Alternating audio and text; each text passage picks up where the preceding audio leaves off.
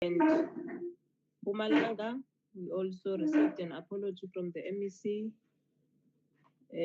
who can't be in the meeting. So I believe the HOD is part of the meeting. And afternoon to the members and our support staff from Parliament. Afternoon, everybody, and welcome to the meeting as we are welcoming Mpumalanga in our meeting. The MEC. After Mpumalanga, I believe we are going to have a petition that is part of the meeting from a resident and afternoon to the members Namakwa in the Northern Cape, in Springbok to be specific, from Parliament. And then we are going to deal with those two items and welcome to the meeting. Adoption of the previous minutes. Any written apologies? Llewellyn? Thank you, Chairperson. I'll just do the roll call for the Portfolio Committee. Currently, we have yourself, the Chairperson, Honorable Mbinko Gigaba. I have Honorable Shabalala. I have Honorable Morwasetla, Honorable Machezi, Honorable Mashabela, and Honorable Sukers. I have an apology for Honorable King. Honorable Sukers might have to leave us a bit earlier before the meeting ends, Chair. And then, as you indicated, there was an apology from the Minister. Those are the members. There might be members who are logged in on a different device, so I can't see their names. But if they are in the meeting, they can just indicate. Chair, thank you very much. Okay, thanks, Llewellyn. Skaka, roll call from NCOP. Good afternoon, honorable members and everyone present in the meeting. On the select committee side, Chair, I've got Honorable Maleka, I've got Honorable Gillion, I've got Honorable Lutuli, I've got Honorable Baha, and I've got Honorable Ndongeni. I've got an apology from the Chairperson, Honorable Nchabeleng. He won't be able to join us today due to a family responsibility. I've also got an apology from Honorable Lahihi. She's not feeling well. And Chair, Honorable Lutuli is asking to be excused early because she's got bereavement at home. Thank you, Chair. You forgot Honorable Christians. Honorable Christians is also on the line. Thank you. Oh, sorry. My apologies, Honorable Christians. And we've got Honorable Christians. Sorry, Chair. Okay. All right. DPE, DM.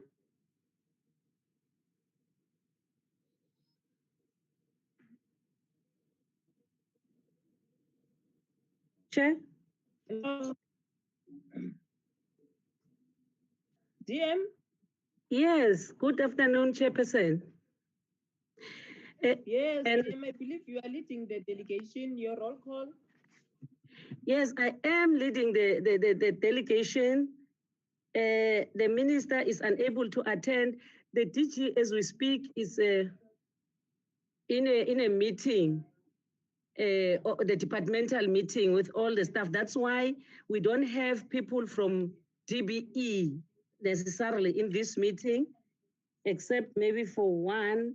Then the two provinces, I think they are here, Chair, Mpumalanga and Northern Cape. As it was indicated that the MEC, I don't know, the MEC has apologized, but the HOD is in the meeting. Oh, okay. No, it's fine Yes. then, DM. Mpumalanga, HOD, your roll call. Who's in the meeting? Good afternoon, Honorable Chairperson. From Mpumalanga, we have the acting CFO, Mr. Dumisane Shipalane, and we have the acting DDG, that is Mr. Yani Mukwanazi. That is the roll call from Mpumalanga, Honorable Chair. And I'm Jablan Gos. Okay, HOD. Llewellyn, I'm not sure. With Northern Cape, did you not say you'll only allow them to enter when we are about to finish with Mpumalanga? Chairperson, we have requested that they don't have to log in at this time to save on data.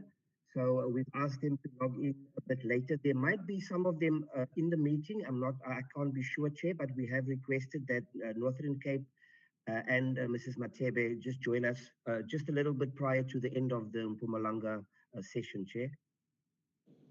Okay. Is there Thank anyone you. from the Northern Cape in the meeting now?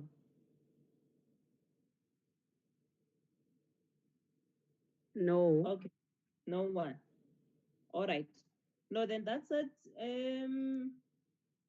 So the apologies that are there, I think are the apologies that have been mentioned from the minister, from DM, and from Honorable Sukers, and the ones of the select committee. On the agenda, honorable members, we've got we are doing COVID-19 and the impact of COVID-19 on Mpumalanga today. And after that, we would have, like I had mentioned, we've got a petition from a resident in the Northern Cape. So that's a matter that we are going to deal with after we have listened to her story. So can I get a mover and a seconder for the agenda of today? I move that we accept the agenda as is, Chairperson. Thank you. I It's second Honorable the adoption of the agenda, Chair. And Ma Shabalala is seconding.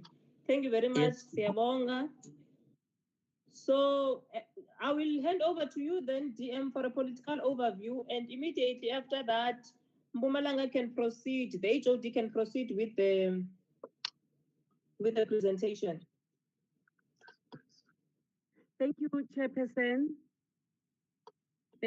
We really appreciate the invitation to the Portfolio Committee. As the sector, the examination started. DG the other day, I remember, I said the exam did not start yesterday, it started sometime 2 weeks ago. But what we must know is that it was a matter of computer applications and technology that was written, and also consolidation of the SPA and other school-based assessments, and including life orientation. So those were written last week and consolidated last week, but the actual examination where all the learners sat down started yesterday on the 5th of November. What we experienced, Chair, is that all learners were ready for the examinations, and the schools, now we call them centers for the examinations, are ready also. And we want to appreciate the support we have even from teacher unions. They were around monitoring the examination, and we have never experienced any glitches. And we are praying that we continue like this until the last day of the examination. So, our children, remember, is for the first time they are writing under this condition, and it's very hot, and they must adhere to all the health protocols, must put their masks on for 3-hour paper, but they are prepared to do that, and they are optimistic. We believe that even the results may not be bad, though the time for learning and teaching was affected by COVID-19. Chair, I must go and give just a presentation for about 20 minutes. I'll be away when Mpumalanga is making the presentation, but I'll come back to the meeting if the chairperson allows me to do that. But Chair, I think this is what I feel for now, that we must brief the members about the examination. And members are also welcome to go, but must inform the department if we want to go and monitor the examination. So members will inform us, will make those arrangements if they have informed the department. Thank you, Chair. Okay, DM, it's fine. You can be excused. Thank you so much, Chair. HOD, okay. HOD, can we allow you to present then? Thank you very much, Honorable Chairperson. And good afternoon to the honorable members, the officials, and then and colleagues. we are making a presentation as Mpumalanga regarding the status and impact of COVID-19 lockdown on schooling. The presentation outline is on slide number 2, where we are indicating the impact thereof in summary, talk about school infrastructure, the nutrition program, the safety of teachers and learners on schools reopening, water and sanitation related issues, scholar transport, schools with hostel facilities, the impact on social distancing in class, additional educators required, the impact on curriculum coverage, constant disruption due infections, preparations for the grade 12 class of 2020, the readiness to administer grade 12 examinations, and then the conclusion. Slide number 3, Honorable Chairperson, we are indicating that COVID-19 in Mpumalanga in particular created a unique situation which has disrupted teaching and learning. As a province, we had also then to make quite a number of changes. The changes to the school calendar led by nationally, where 42 teaching weeks originally had then to change. We reduced to 37 weeks. We also had to then do some recoveries. We started with grade 7 and grade 12, then recovered most of the teaching time because these were the grades that we faced first before the other grades. Then there was, we lost quite a number of teaching time. We had also to put a framework to mitigate for curriculum recovery post the COVID-19 lockdown and the impact of the extended school closure. We want to indicate, Honorable Chairperson, that the framework consists of the revised school calendar, curriculum reorganization and trimming, as well as the revision of assessment requirements. In spite of these challenges, we want to indicate that as a province, we were ready then to present the grade 12 class of 2020, as the Deputy Minister indicated that the students started writing yesterday. Slide number 4, it's about the school infrastructure.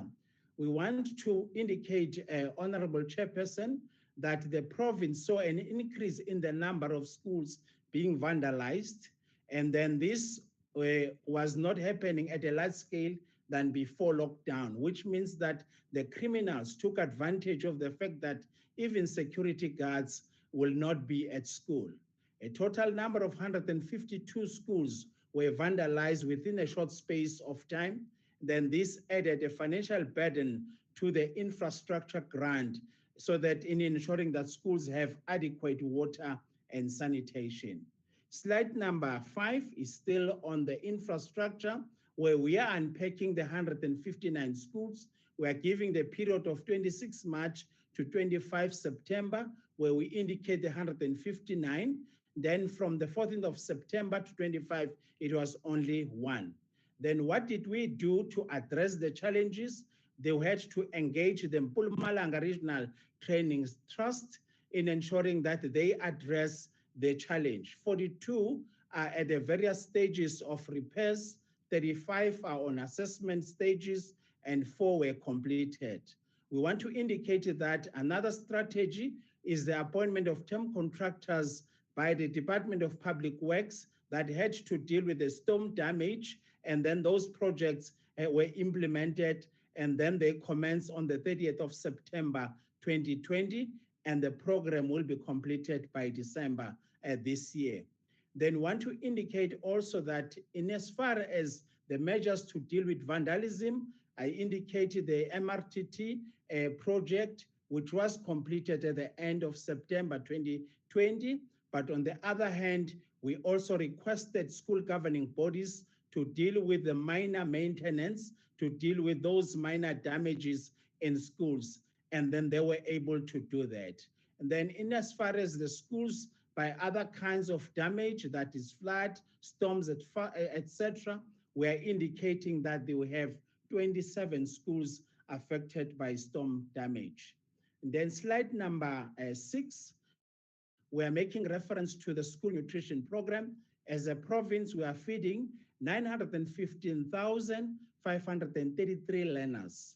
The number of learners fed in schools were indicating that we're able to feed 642,616 learners. The number of learners that we had to feed at home, it's 58,930, and the number of learners that had to receive food parcels is 213,987. Then we had also to put measures in place to encourage more learners to receive meals. Then we had to introduce an advocacy campaign. We're utilizing social media. We're also utilizing local radio stations in as far as this is concerned. Slide number 7, Honorable Chair. We are now dealing with the safety of teachers and learners. The first requirement, which is a minimum one, and we're not supposed to compromise on this one, is to ensure that all schools do have PPEs for staff and learners. This provision had a huge impact on our finances, taking into account that there was no budget set aside for the provision of PPEs. We also had to employ school support teams to manage the cleaning and screening of staff, utilizing the HIV and AIDS grant that will also brought some relief in addressing this. A total number of 49,000 visors and 10,000 goggles were provided for the teachers, VFH, cleaners, and screeners. The next slide, which is slide number 8, the safety of teachers continuing. Then we also had then to make sure that there are mask breaks as per requirement, and also in line with the protocols.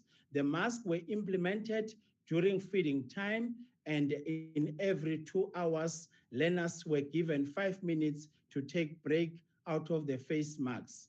The bell is rang every 2 hours to remind learners to take off their mask. Teachers are also reminded or remind learners to move back mask to cover nose and mouth. Then the mask monitoring thereof, teachers monitor mask breaks. The mask breaks are also monitored by teachers who are in class during the period. Schools that lagging behind with regards to the implementation of the revised SOP were also encouraged to do so. And then the impact on social distance, which is slide number 9, we want to indicate that COVID-19 brought a challenge to us in as far as the provision of desks and scholar transport is concerned. That then led to a situation that the double desks were then rendered not so useful regarding this particular matter. The province then found itself in a situation where there was a shortage of desks and chairs. In the slides that will follow, I will then indicate as to how did we respond to this. Scholar transport also brought a challenge to us because we had then to increase the number of buses that are provided, and also the provision of learner hygiene and safety in those particular buses. And then slide number 10 is talking about schools in hostels, where we also indicate that a challenge was brought by this in as far as social distancing is concerned. And then to mitigate against this, then we had to implement alternate weeks in attendance, which also proves to be costly for parents who must collect their children and bring back them weekly. The impact of the review of the 1.5 to 1 meter social distancing protocol to physical spacing in respect of the implementation of the differentiated timetable brought the following: an increase in the number of learners attending per model, lesser teaching per educator. A frequency of attendance is determined by the classroom availability and a number of teachers available. Some schools do not have teachers with the correct qualifications to teach learners. For instance, some schools have fewer or no mathematics and science teachers, and then the hours needed to teach learners are not in compliance with the number of hours dictated by the ATP of the subjects. Then also we had then to implement circular number S3 to cut the number of subjects. For instance, some MSTAs remove technology and arts and culture. So the extent in which increased contact time for learners to at least 5 days in a 2-week period, that brought an increased working hours for teachers, and then others implemented the circular that I had to refer to. Then slide number 11 talks about water and sanitation. Then schools that were affected by sanitation challenges were indicating that there were 33 schools that were affected during phase 1. During phase 2, it's 30 schools, and then phase 3, it's 44 schools. In phase 1, it's only sanitation. Then phase 2, it's more about the provision of prefabricated waterborne toilets to 30 west of schools. And then phase 3 is the construction of permanent toilets to 44 schools. Then we want to indicate that as a department, in ensuring that there is continuity in teaching and learning, we transferred funds to the SGB so that schools can then be in a position to lease toilets to address the sanitation related also challenges. Out of the 33, 28 schools with leased portable toilets as an interim measure until a permanent solution, that is brick and mortar, are provided, since all 22 schools are under planning. And then 4 schools will request a service from the enviro law specialist to service the system it needs specialists. Then delivery of the prefabricated toilets and installation of septic tanks were completed on the 30th of October 2020. Then we also procured permanent toilets that we were able to complete at the end of September 2020. The execution to anticipate to commence on the 1st, that is then the permanent the brick and mortar. The 1st of October, we started with the project. Then we believe that it will be completed by the end of January 2021. Slide number 12, Honorable Chairperson, we want to indicate that in as far as water is concerned, we had that intervention through DBE, Rand Water addressed water-related challenges in 473 schools. Phase 2 had to deal with 249 schools. Then moving forward, we are also signing SLAs with the respective municipalities as a long-term strategy. We have also the Department of Human Settlements that is currently busy with the installation of boreholes in all the schools. Want to indicate that eHlanzeni, it's 172, and then including Bohlabela, then 5 have been completed already. Garsibande, it's 43. Out of the 43, 0 have been completed, and then Nkangala is 32, and the 32 have not been completed. Now, we are moving forward. Slide number 13, Honorable Chairperson, we talk about additional educators required. COVID-19 brought a challenge where the demand for additional teachers and support staff then had to be the order of the day. We had also to replace the educators with comorbidities, and then we had to appoint screeners in all the schools as well as the cleaners to address the challenges of COVID-19. This is what was brought by COVID-19 as far as human resources is concerned. Then slide number 14 deals with the number of teachers who have returned to work. We are indicating 2,420, and the distribution per district is reflected in the slide. 497, Bohlabela, 797, it's eHlanzeni, 228, Garsibande, 898 is in Kangala. Number of teachers who are still at home but working from there, it's 80. The total 38 Bohlabela, 8 in Ehlanzeni, and 24 at Nkangala districts.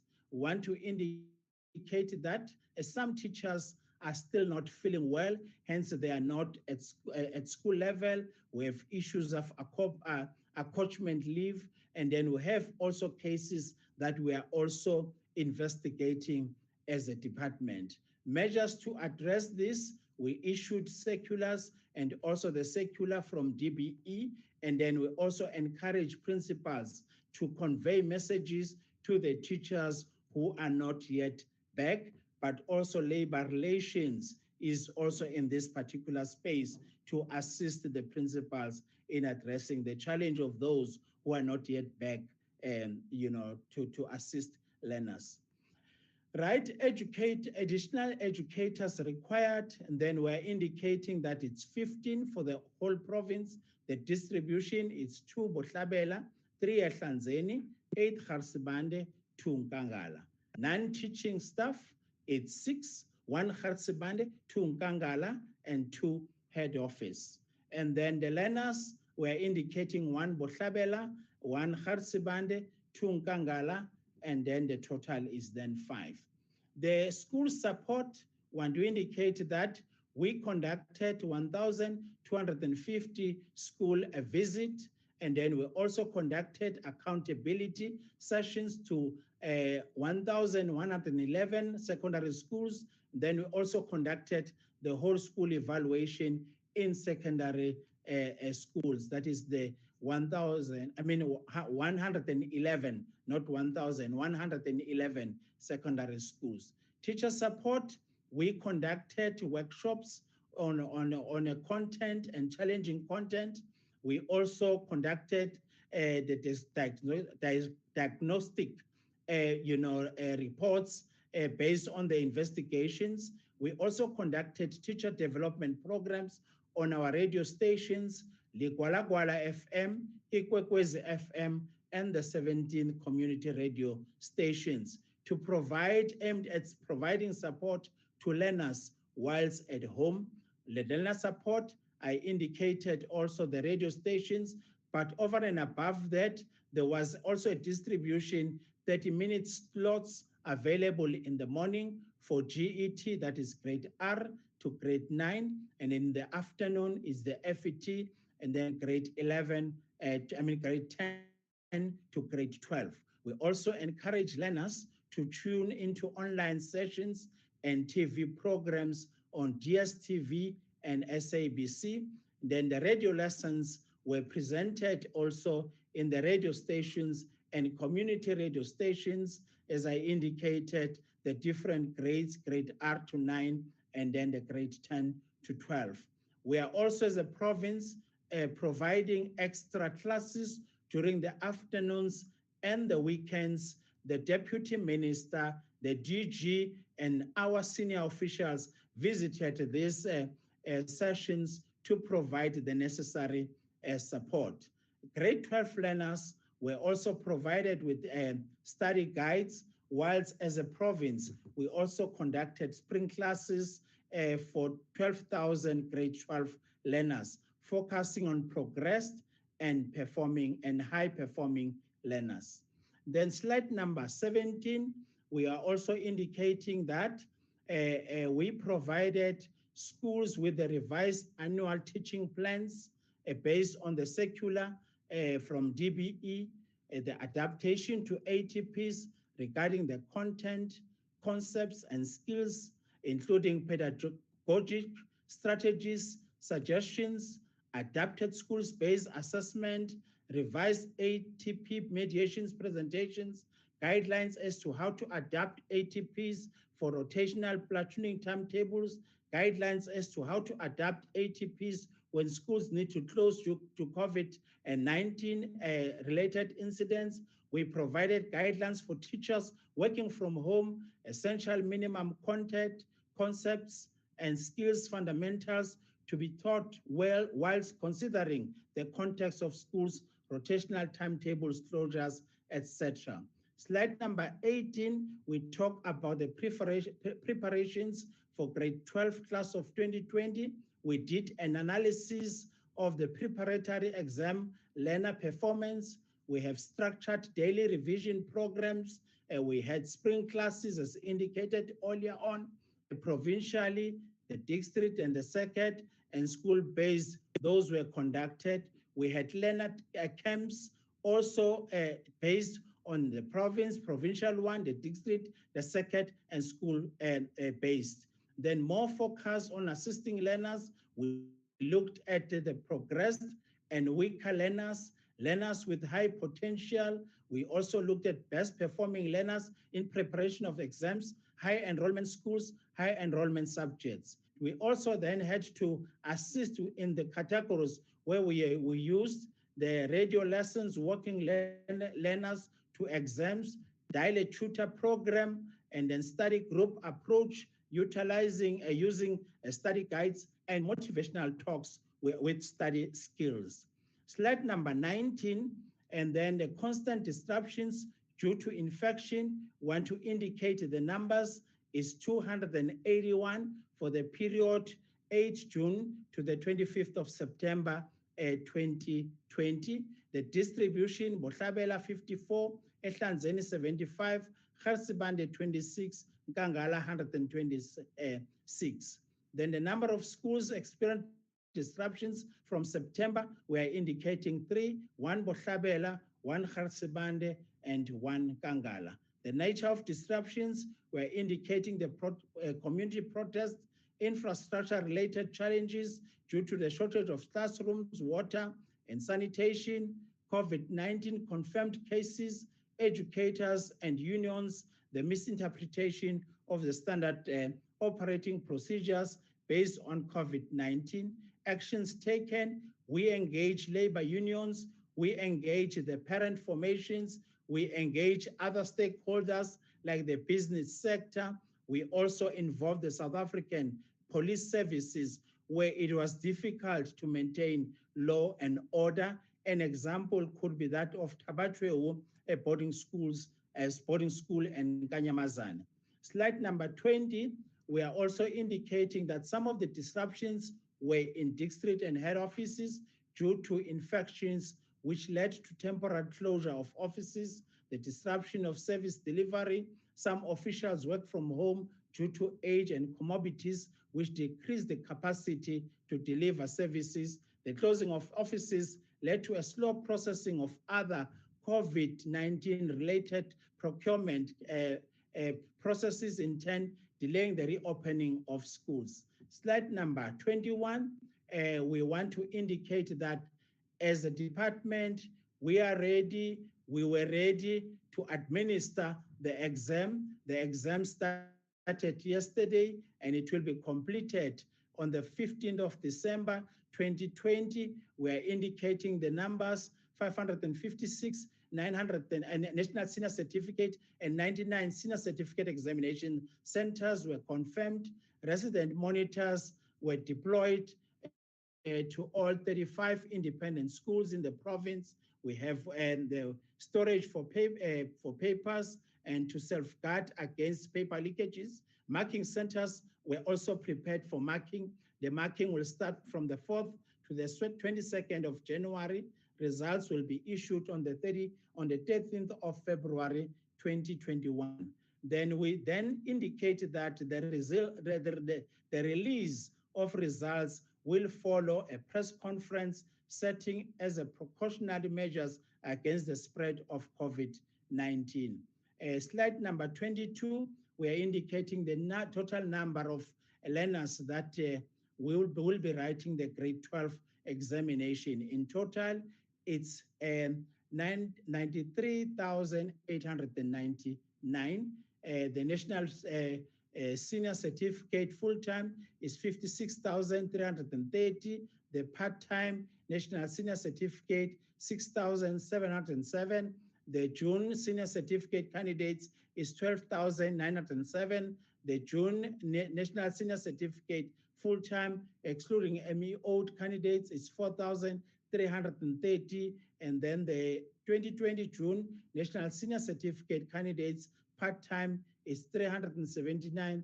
The 2020 MEO candidates is 13,246. As I indicated, Chairperson, the total is 93,899. I want to thank you, Honorable Chair, for allowing me to do the presentation on the COVID-19 impact.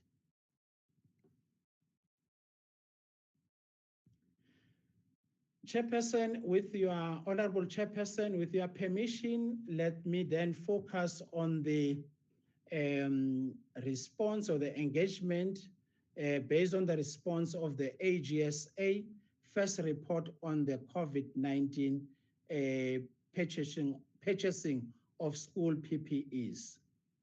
The presentation outline, it's only 3 items. That is the purpose, the findings by AGSA, responses and measures to avoid future occurrences, and then the recommendations. The aim is to present the AG's report on COVID-19 expenditure on schools PPE. The first finding by AGSA, Honorable Chair, indicated that as a province, we did not take advantage of the available systems such as the South African School Administration and Management System called SASAMS to determine the PPE demand and the need assessment for schools in terms of the number of employees and learners. Based on their findings, the AGSA said we used unreliable processes to determine the quantities required and the provision of insufficient PPE procured for schools. Then our response, Honorable Chair, we are indicating that the Mpumalanga Department of Education did utilize the SASAMS to determine the needs for PPEs. The finding by AGSA was based on the insufficient PPE in the respective areas. That is, during the audit, they discovered that. But we are saying that was based on the following. 1, limited staff during lockdown period, which affected the timely distribution of PPEs. There was also a challenge of the limited space in district offices and circuits to accommodate the stock. But we have since addressed this particular challenge, and all schools do have a sufficient PPEs, and then as a province, we also received donations. Slide number 5 is then same responding to the first finding. How could the finding not be avoided? Honorable Chair, we say the finding could not be avoided as during the time of the lockdown, the department had fewer staff and insufficient storage facilities, which had an impact on the timely distribution of PPEs. What control measures has the province put in place to avoid future occurrence of the findings? We are indicating, Honorable Chair, that as a province, we have now established what we call a COVID-19 Essential Committee that is there from school level to head office level. And then we also address the issue of the shortage of staff by employing the screeners and other responsible officials. And as we speak, all officials are also back at work. So this particular challenge now has been addressed. In terms of storage and distribution, the department has arranged a central warehouse which also distributes the learner-teacher support material. And the system that they use is linked to SASAMS. So it is now easy to monitor the distribution thereof. So that is what we did. Any consequence management on this one? No, Honorable Chairperson. The second one is about the supply of PPEs to schools. 2 examples that are mentioned by the AG, that is in Mpumalanga, the department inconsistently supplied PPE for school officials and educators. As a result, the KwaMhlanga secondary schools had to spend 2,400 to buy 32 face shields for the 26 teachers and six non-teaching staff, whilst Letabong Secondary School received face shields for the staff and other school officials. On this one, Honorable Chair, we want to admit that there might have been challenges during the first part of the lockdown, which had an impact on staff and the distribution of resources. The 32 face shields that are mentioned by AGSA was an initiative by the school to complement the supply of PPEs coming from the province. We want to indicate, Honorable Chair, that as we speak, all schools were subsequently provided with the necessary COVID-19 essential as directed and also as in the guideline coming from DBE. And then why could the finding not be avoided? The finding could not be avoided as during the time of the lockdown, the department had fewer staff, which delayed the timely distribution of PPEs to some schools. What control measures has the province put in place to avoid future occurrence of the finding? As I indicated earlier on, now we have assigned officials and we also appointed officials with clear guidelines in terms of the needs determination and the distribution of PPEs to schools. The issue of staff shortages also have been addressed, as I indicated, and there is also the central warehouse that deals then with the provision and the distribution thereof. The consequence management, as a department, we then assigned internal audit to conduct an investigation. The Office of the Acting HOD received the recommendations from the internal audit, and labor relations is currently busy with the process of ensuring that consequence management is the order of the day. Right, this is the repetition slide number 8, because no, this one is a different one. In Mpumalanga, face masks received by the KwaMhlanga learners were not fit for the purpose, as they were not tailor-made to fit learners. For an example, the rubber band that hangs around the ear was oversized, and some were falling off from the learners' faces. Then, as a province, we acknowledge that the quality defects were there during phase 1. The masks were returned to the suppliers and they were subsequently replaced. We had to intervene here and then return all the masks, and they were returned. The right ones were then returned back to the school. Then why could the finding not be avoided? Then we're indicating that, Honorable Chair, we were under extreme pressure to deliver cloth face masks and the shortage of staff to conduct the necessary quality checks when the masks were being delivered. What control measures has the province put in place to avoid future occurrence of the finding? The department, we have improved the procurement and the distribution schedule to ensure timely delivery of all necessary COVID-19 essentials to school.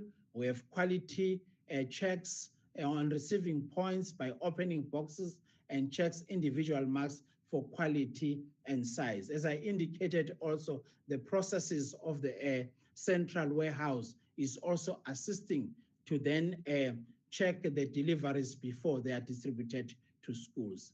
The consequence management is the process that I alluded to earlier on of the internal audit, investigation, and labor relations, finalizing the charges to those who are implicated on this one.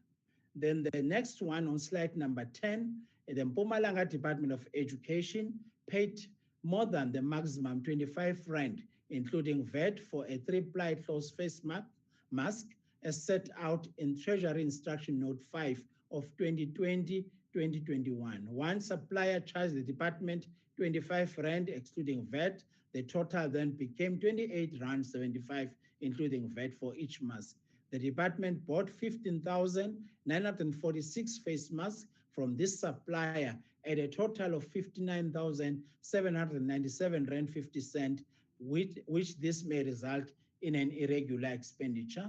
We acknowledge this particular shortcoming, and we have since initiated a process of recovering the amount in excess of 25 rand. A claim of 59,797 rand 50 has since been sent to the service provider concerned, and then he then responded to say he paid over the money to SARS, but there is an engagement between the service provider and our legal unit in ensuring that we recover all monies due, because we believe that the 59,000 should be paid back to the department, not to the receiver of revenue, SARS. And then, why could the finding not be avoided? The investigation by internal audit revealed that there was a misinterpretation of Treasury regulation instruction in terms of charging VAT for companies who are registered to charge VAT. What control measures has the province put in place to avoid future occurrence of the finding? We have submitted a claim, and then, as I indicated, then there is also a process with legal services that will ensure that we get our money back. Then consequence management, this is part and parcel of the process of internal audit and labor relations to implement consequence management to the officials who are implicated. And then the next slide is the Mpumalanga department did not ensure that the suppliers appointed during the pandemic are registered with the Department of Small Business Development as required. This non-compliance resulted in possible irregular expenditure of 6.3 million. We are indicating, Honorable Chair, Honorable Members, that the department saw suppliers that were registered in the central supplier database that are within the Mpumalanga province. The department acknowledged this finding, however, noted that there were no registered suppliers under the Mpumalanga in the Department of Small Business Development at the time of the award. Why could the finding not be avoided? The department acknowledged this finding. However, it should be noted that there were no registered suppliers under Mpumalanga in the Department of Small Business Development at the time of the award. What control measures has the province put in place to avoid future occurrence of the finding?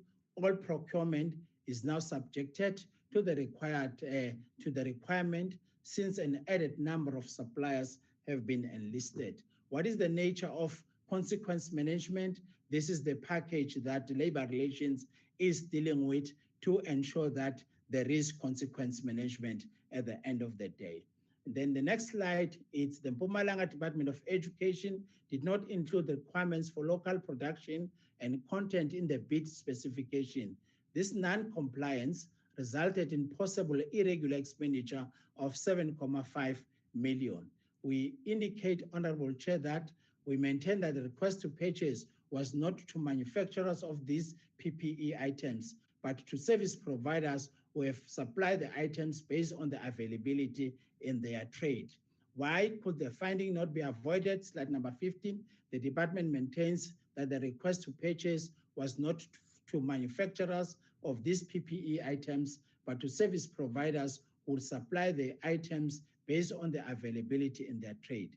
So this particular one, we are still in engagement with the AGSA. We are waiting for their final conclusion and then to determine the way forward. As soon as we get the final recommendations from AGSA, then we'll be able to implement the recommendations. If there are areas where we need to implement consequence management, we'll do so, Honorable Chairperson. Slide number 16, the Mpumalanga Department of Education deviated from the procurement processes and participated in the Department of Health contract to procure PPE supplies as allowed by Treasury Regulation 16A 6.6. The department, however, procured additional items from the supplier, which was not included in the scope of the original contract. As a result, a non-compliance, there is a possible irregular expenditure of 21.9 million. What we want to indicate here, Honorable Chair, We do have a contract that we are participating through which certain items are there. But then there were items that were not in the health tender.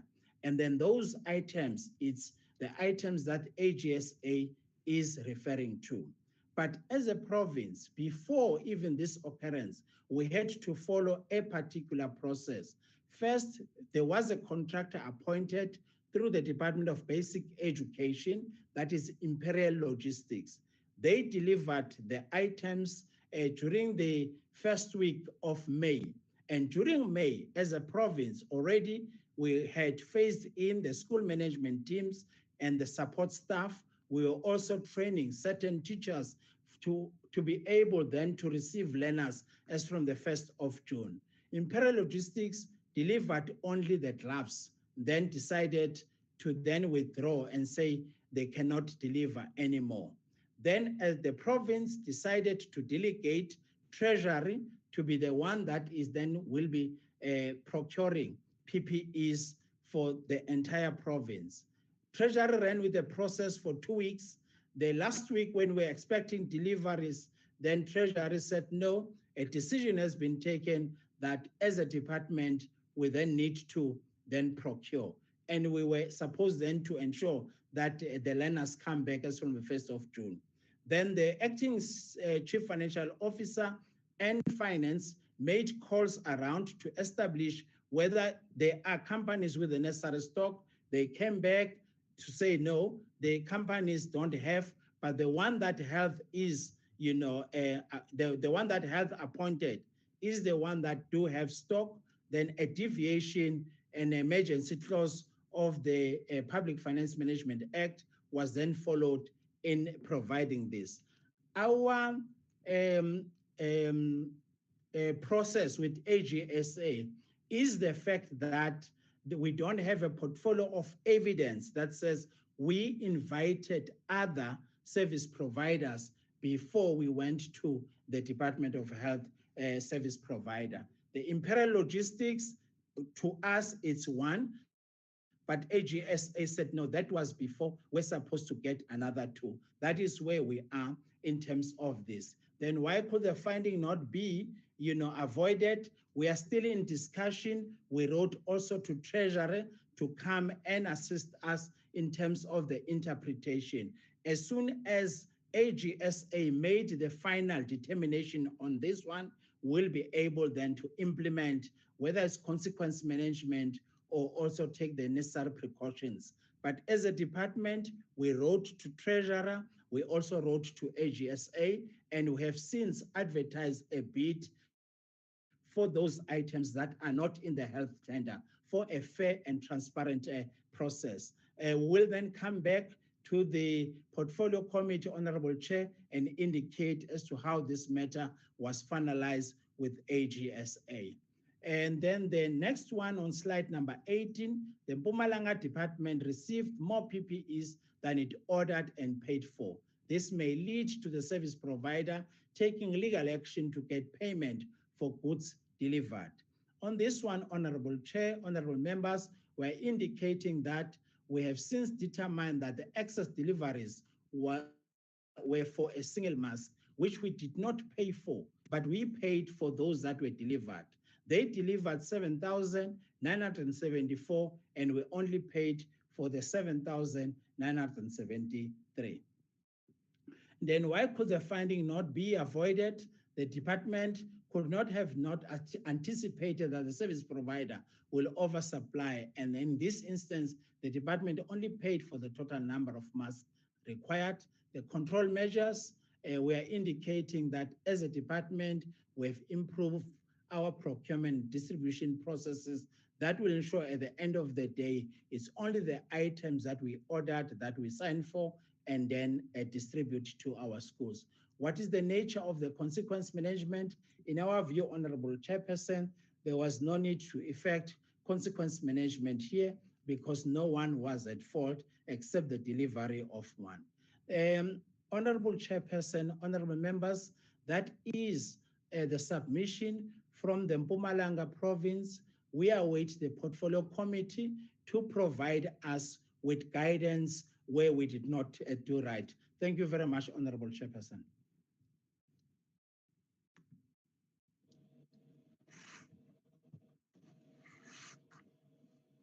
Thank you very much, HOD.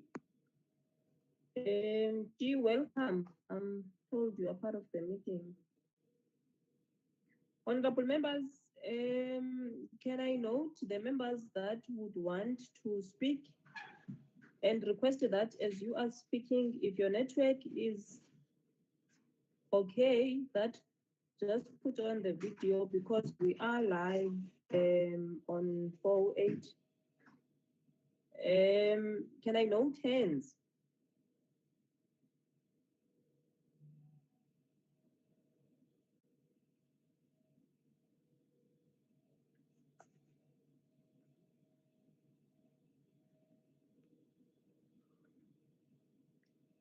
I've noted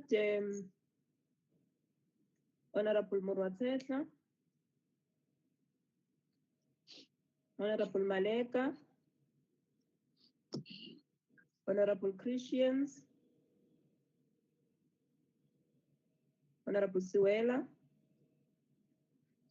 Dr. Tembekwayo, Masabalala, and Honorable Mashesi.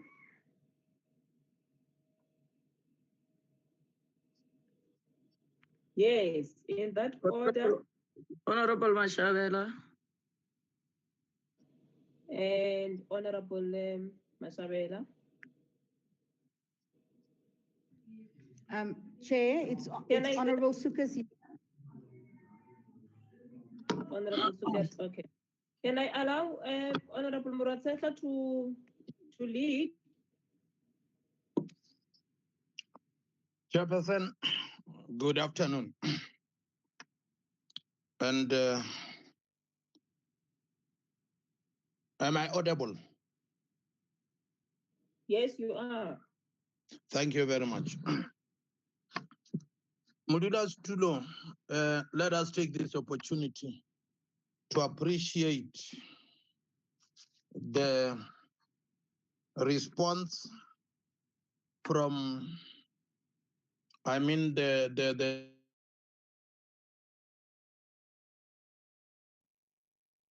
for coming forward in order to share with us the role they played during these difficult times. May I also take this opportunity, therefore, to say greetings to everybody in attendance, department, and also fellow colleagues. Many times, of course, the Department of Basic Education must be informed that we already had a brief as the portfolio committee from AGSA on some of the experiences, bad experiences for that matter, that they have encountered. And Mpumalanga and KZN came top on the agenda on a number of deficiencies, especially with regard to how they treated the issues around the PPEs. But that which we observed, Chairperson, is that both the capacity and the capability within the departments is the root cause of the state or the department failing to reach the mandate as per expectation. I will just zoom straight because we want to appreciate all the efforts that they've taken with regard to the provision of water and sanitation. All those efforts, we appreciate them. But let me go straight to the AG's report, as indicated. The observation from AG tells us, of course, citing both KZN and Mpumalanga, that the department appears not to be having adequate and internal control measures so that they could be able to execute their duty. Now, my question comes, HOD, and of course the MEC in absentia, what mechanisms have you put in place to strengthen these controls as observed by the AG? I hear when you were trying to respond, you kept on indicating that you had limited staff. That's why you failed to do 1, 2, 3. You see the shortcoming of the staff because of the COVID, because of the lockdown. But I hear that. But that cannot be enough an excuse why you cannot be able to meet and address the measures as per requirement. Number 2, as a question, how far has the department in Mpumalanga gone in implementing the action plan on the previous audit report? This is not the first, I believe, audit report that you are getting, which shows the pitfalls. And surely in the previous audit report, there were people who failed to play ball. And if those people failed to play ball, it means something should have been done. So my question is, how far could you have done in making or implementing the action plan in as far as the audit report is concerned? The last question is with regard to the conflict of interest following the internal controls as I'm talking about. You see, many times you will realize that there will be finger pointing at the inner circle of the officials, either maybe adjudication and of tenders or not correctly done, or number 2, as you have already indicated, poor workmanship of the delivery of those PPEs. All this resulting from people sharing all these things internally, so that at the end of the day, the work is not perfectly done. Now, my question is, the conflict of interest following weak internal, how far have you observed it, and what is it that you have done? Thank you very much, Chairperson. Honorable Maleka? Thank you, Chairperson. Welcome the presentation from the Mpumalanga Department of Education. Some of the questions the principal touched from the AG, the action plan. I will just check for this one from the report. The report revealed that 80 staff members have not yet reported to their respective schools. How did the department manage those circumstances? And how many staff members that applied for concession to work from home in the province? My last Chairperson question is, as we know that globally, budget has been redirected to address the impact of COVID-19. What is the percentage of the Mpumalanga education budget that has been used to respond to COVID-19 pandemic? How many schools were affected by deviation of funds? Thank you, Chairperson. Honorable Christians? Thank you very much, Chairperson. I would also like to just make a comment on the Auditor General's report that stated the non-compliance and irregular expenditure of funds.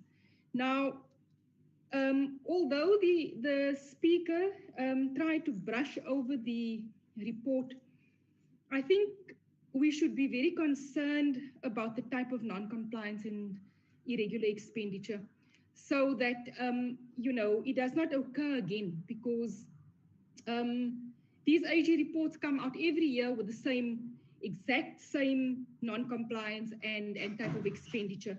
So my question is the type of consequence management within the department. What is happening? What exact steps have been taken to rectify the matter so that it does not occur again? I would like to see a report on this matter sometime in the future. as to exactly the steps taken. And then I would also like to know about the schools that are still struggling with sanitation and water. Again, year after year, we seem to be getting the same reports on schools that are still lacking in sanitation and water, etc.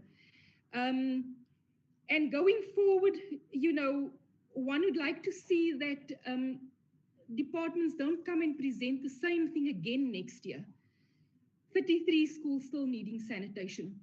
Boreholes still being sunk because there's no water. When will a permanent solution be presented to us? And I'm hoping to see that in the near future, especially from the rural schools in these areas. Another concern of mine is the deviation of the budget for COVID-19, where PPEs were taken from the HIV budget. And I would like to know what exactly the department will be doing in the future to see to it that whatever was taken away from the HIV budget, how will that be rectified? What is taking place to ensure that teaching and learning in this area is still happening and will not get lost in the near future? Then I would also like to know, they mentioned that maths and science teachers are a problem. What plan is on the table, especially for the new year? Will we be seeing, are they sourcing these maths and science teachers? Where will they be coming from? Are they training them? What plan is in place to actually capacitate our schools with maths and science teachers? And then I would also like to get clarity on the 80 teachers that are still working from home. If we could get a report on that, why exactly these teachers are still at home, if they are ill, will it be long-term? When will they be returning? Are there any substitute teachers in their place? And what kind of funding will be needed then to see to it that substitute teachers are put in place for these learners? Thank you, Chairperson.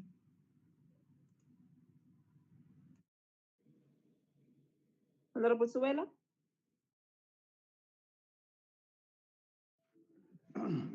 Thank you, Chairperson, for the opportunity, and let me also welcome the presentation that we received from the Mpumalanga Provincial Department.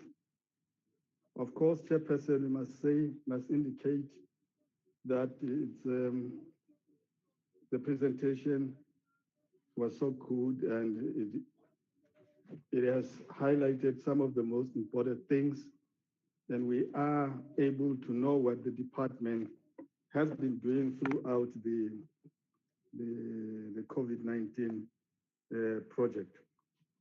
The second issue that I would like to indicate, Chairperson, is particularly with regard to the examination. The HOD, or the presenter, indicated that resident monitors have been deployed in all independent schools, but said nothing about public schools in general. Could this mean that it's only the independent schools that are monitored and the public schools are left alone? I would like to know what is happening there. The use of radio broadcast and community radio stations, I can see that there are a number of radio stations that have been mentioned. And I'm from Bushbuck Ridge, where Mganalonene is also a radio station that has got a good listenership. I did not hear the mention of Mganalonene there. Perhaps the department can consider Mganalonene as well, in particular for Tonga-speaking people. The masks that were returned because they were not fit for purpose, I would want to know whether those masks that were returned were paid for, as well as the replacement masks. The last thing, Chairperson, a lot has been said about consequence management. Again, and the last speaker did indicate about that the consequence management fails to deter wrongdoers from continuing doing the same or committing the same mistakes. I would like to know whether this consequence management that is being meted is stringent enough to deter officials for committing the same offenses year in and year out. And probably we could be favored with a report in future as to what kind of consequence management has been meted out to offending officials, so that we'll be able to make an opinion as to whether this was stringent enough to stop them from doing what is wrong. Because these things has been there for decades. When AG does audit, he always finds something about the procurement processes. Perhaps it is time that those that are responsible for meting out consequence management do more than just talking about it, so that these things do not recur. Thank you, Chairperson.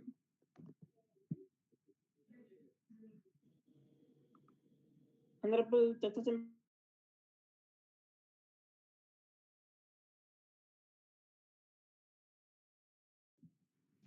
Chairperson, is it my chance now? Yes, I called you, Dr. Tambiko. Okay. Thank you, Chairperson. I just have got very few questions to ask. But the first one is about, I just want to know what happened to the disrupted schools in Mpumalanga during COVID-19, specifically with reference to Siabe village in Mametlake, the one that was on the media. I just need to have an update on that. And the second one is about the degrading conditions at Mpumalanga special needs schools. We never had a report on what is it that they did to improve the makeshift bedrooms with no bathrooms for the special needs people. I mean, these are the conditions that are very, they are on their own, and definitely we need them to tell us about them, whether they are part of the 159 schools, because we heard of 159 schools which were vandalized. But this one's, it's not about being vandalized. It's about a shortage of infrastructure materials or so. And second, the other one is, I just would like to know, how did they provide data support to both the educators and learners during lockdown, especially those schools that are in rural and the rural or farm schools, to make sure that accessibility issue was solved in this regard. And then the last one, it's not in actual fact in connection with the report for today, but I just would like to know, who do I speak to with regard to the letter that was written to MEC Mpumalanga Department of Education regarding the fraud and corruption within the Mpumalanga Education Labor Relation Subdirectorate, because there was a letter that was written on the 16th of October 2020 to the MEC, but we haven't had the response as yet. This is a very, very delicate issue that needs the attention of the MEC, because it has got an aspect of fraudulent behavior. So if I can just be told how do I get answers to this specific report on this letter? Thank you, Chairperson. Honorable Shabalala. Thank you very much, Chair. Greetings to all members and the delegation from Mpumalanga. Mine is a just minor question to check whether the department has managed to give the suppliers the specification, because the reason why they've provided big mask, they should have stick to the specification that was specified to them, whether they have been given to them or not. Thanks, Chair. Honorable Mashezi. Thank you, Chair, and good afternoon to everyone. Thank you to the Mpumalanga leadership that has just given us a presentation. I just have a few questions that I would like to, and also good afternoon, Deputy Minister, if she's there, if she's still there. I'm not sure if she's still there. The one thing that I want to find out, given the fact that we are writing examinations, I've had, calls from parents who are saying that they have learners who are COVID-19 positive and that are not, that are asymptomatic. Some of them have symptoms, but not really severe symptoms, but they are able to write the examinations. And I'm aware as well of the circular that went out from the Department of Basic Education that I think it went out a couple of days ago that clearly stated that those learners that have been infected with the virus, there has to be some kind of, accommodation to allow them that they do write their examinations. So I don't know if you are aware of this and if you've actually implemented that in Mpumalanga. So I would like to find out from that.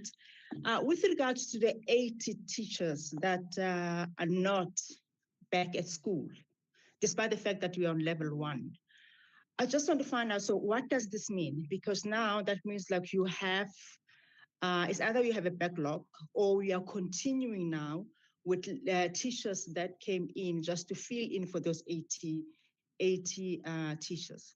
What does this mean to your budget now? Are you now, paying? I understand that there was a time that, teachers with comorbidities were allowed, they could actually stay at home, and then there were supplementary teachers that were coming in. But now what does it mean? Because it looks like you might be one of the few provinces that are actually paying their supplementary teachers as well as the teachers that are staying at home. So I just want to find out what provision have you done regarding this, because it is quite a concern. And also, given the fact that, we obviously, the schools need invigilators now. So that means like, even, and also the pressure that has brought the COVID-19, which is the social distancing, which means like, you are gonna need more invigilators than we normally would need. So what is happening with that? Because now you've got 80 teachers that are in a school. If you can maybe just give us an idea, is like what plans you have and, how is that gonna impact your budget going forward? The other one is the schools that are vandalized. Okay, so I know that this went on at various provinces. All provinces, they experienced, people breaking into the school. Do you know, like for instance, the actually damage? How much is that? If you can just give us the ballpark of the damage that has happened within the schools, and what does it mean to your budget going forward? Because I know that as provinces you have the EIG budget, but now what does it mean to your budget? Like what kind? Also given the fact that there are also budget cuts that we saw now with the midterm budget. So what are we talking about? Like, I don't know if you might be able to give us a clear indication of, the backlog that we might be seeing, and if will you be able to eventually meet your infrastructure, a backlog. You already have a lot of backlog, and now also this is basically setting you back. And also the budget cuts that you're going to be seeing. What does it mean? What picture do you have? Do you know more or less when are you going to address the issues of inappropriate, the norms and standards that everyone is talking about, the schools that are, inappropriate, and also, when you talk about, sanitation as well, where do we stand in terms of that? So now also the other issue is the HIV program. I know that the HIV program has affected all provinces as well. So what plans do you have with regarding this program? Are you going to put it aside, or do you have in the interim another program, maybe that you can partner with the Department of Health, or maybe even social development, to be able to assist you with this program of HIV? Because I would assume the reason why is one of the targets is because it is very important. I believe that is one of the important programs, and I don't understand why its budget has been cut. And so I just want to know, plans, because I think I didn't ask the other provinces, but I would like to find out from you if do you have any plans on how you're going to be able to facilitate that, and if you're going to have any partnership with other departments or even NGOs. If you don't, maybe is there a possibility that you can look at partnering with other entities that can be able to assist you with this program? The other one, the final one, is the PPE, the irregular expenditure of the PPEs. For me, I find it to be a little bit strange, because the specifications of the PPEs were given out, and yet you went on to buy PPEs that were not of the right standards. So I understand that you're saying that you're trying to get the money from the service provider, but then somebody inside the department made this decision.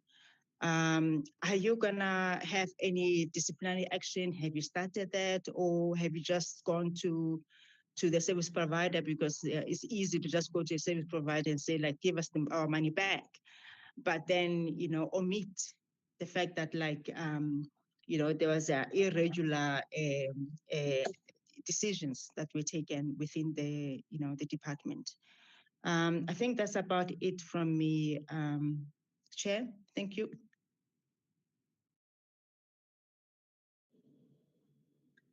Okay, Honorable Masabela.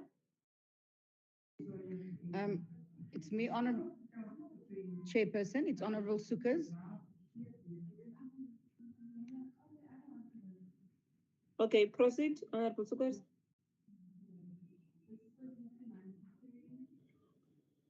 You can proceed, Sukas. Thank you, Chair. I appreciate it. I am keeping my video off for the sake of the connectivity, Chair. I've just got a few questions for the department. The first is on the slide 15, where the presenter spoke on that they used the service provider rather than a manufacturer. I just want to understand the price. Would it not have been cheaper? I would think it would be if you bought directly from a manufacturer, and maybe if they could just clarify why not directly from a manufacturer. And secondly, on slide 16, if the department can just give us an indication who the supplier is that was used in conjunction with the Department of Health. And then thirdly, I just want to latch onto what the previous my colleagues have spoken of the 80 teachers. If the department can please give us a breakdown of how many of the teachers that are not at school are at home without reason, because I heard that some of the teachers has not provided a reason for being home. So if the department can give us an indication if they've touched base with those teachers to understand what those reasons are, whether it is psychological, and where are they in the process of getting those teachers back at school. Then we were a bit short on data from the department on attendance and curriculum coverage, as with the other provinces where we were given some detail on that.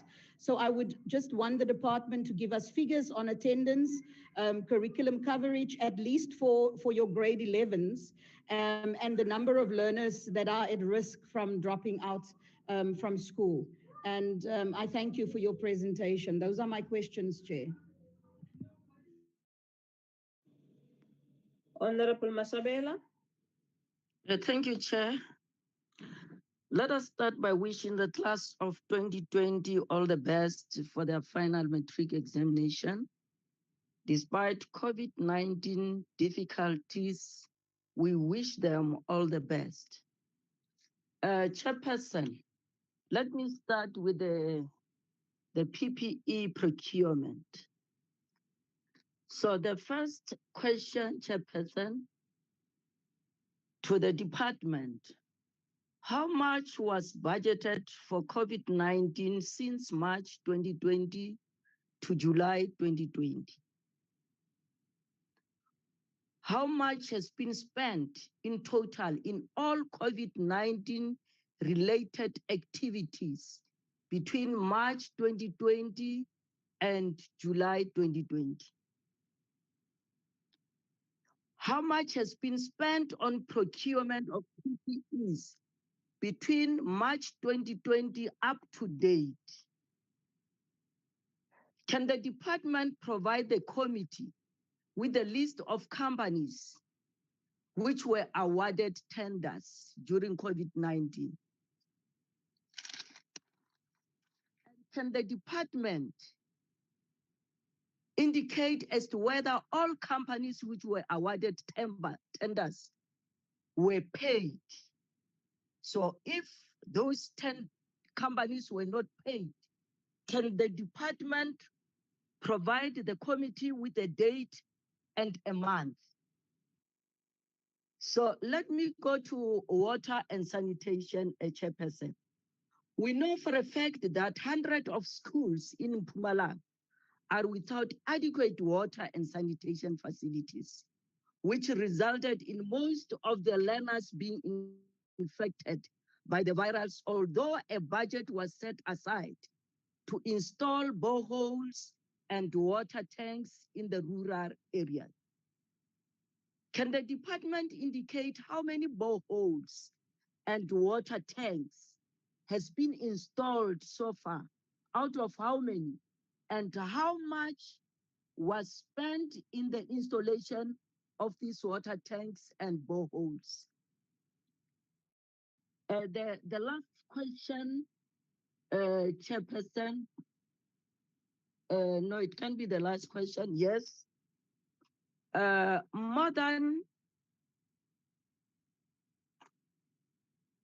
Let me check, is the last question? No, it's not the last question, Chairperson.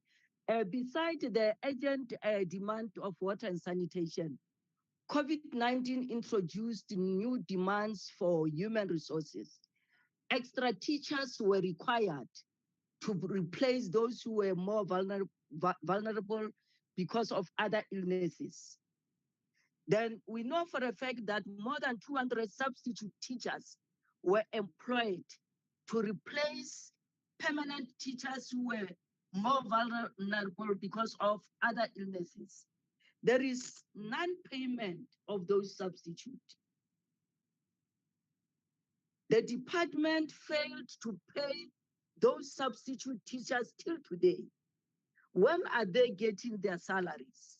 Can the department provide the committee with a date and a month?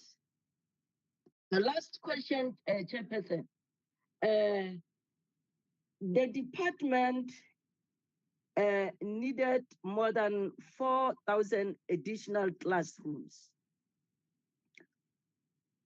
So the department procured 152 mobile classrooms for 37 most overcrowded schools.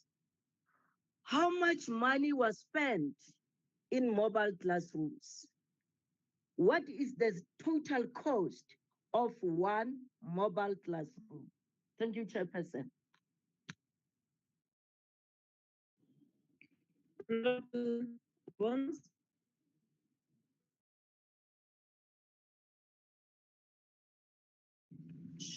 Is it me now, Chair? Hello? Yes. Yes. Okay. Thank you very much, Honorable Chairperson. Let me also join the queue and greet all the honorable members of the Portfolio Committee and the NCOP, and also greet the Deputy Minister, Honorable Haule, and the department, and also the Mpumalanga delegation led by the HOD Babunkosi, Bengitindi Bingelele. Chairperson, let me also acknowledge and appreciate the work that has been done by the Department of Education in Mpumalanga under so much difficult situation that we were faced with as the country and the entire world. Chair, we're not immune from the COVID-19 as South Africa or as a country, and also the department, as it is highly being criticized of some of the efforts that they have tried to mitigate and make sure that we try to normalize and make sure that education takes place. Our learners go to school, and also our educators are there to provide education. But my worry, Chair, or my concern in the report, there's a slide where there are about 67 schools that were reported to be damaged by storms. But I did not hear where are the learners, or how badly are they, or how badly is the condition of those schools. Are they able to attend to the very same premises, or have they been taken to, or there are other plans of learners to attend the schools or teaching and learning? Secondly, Chair, what I would also want to know is with regard to matric examinations, if whether there are matriculants in those schools that are badly affected, if there are any other plans that have been made, can we be clarified on that one, Chair? On the issue of the AG's report, Chair, I would not want to dwell too much on it because it's not a complete or final report. We'll await the final report. But my concern on that report, Chairperson, it is the mild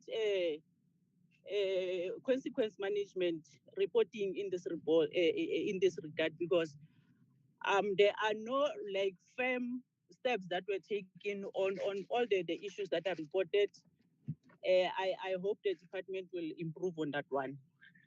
Chair, I'm not an investigator like Honorable Mashabela would request that we get all those reports, but I'm sure all the information is handed to the relevant agencies, your Hawks, the police, and also the information that was needed by the AG to audit that information. For us is to do oversight, to check and follow the money, whether it was spent properly, but to investigate who got the tender and all that, hey, I don't think it's our job. But anyway, it's her right as a member of the committee maybe to work on that information. But as the African National Congress, we reaffirm and confirm that we support what the AG has done, the work that the AG has done up to so far, and also the police and the Hawks in making sure that they follow all the processes to make sure that where there was a wrongdoing, the money must be recovered and all those perpetrators must be brought to book. Chairperson, let me pause there, and I hope that the Mpumalanga Department of Education have put all necessary processes in place to make sure that our matriculants that are writing under these difficult circumstances are going to pass, and we expect a very high pass rate. and we're wishing them a very good luck, Chairperson. Thank you very much. No, thank you very much, Honorable Advance. Is there any other member that would want to speak? No. Okay. In the absence of members not having anything to say, I think I would just want to raise few issues as observations that one have made. Is that one? I think this is the 8th province now that we are dealing with, and one thing that we cannot run away from is that we have lost many teachers due to this pandemic.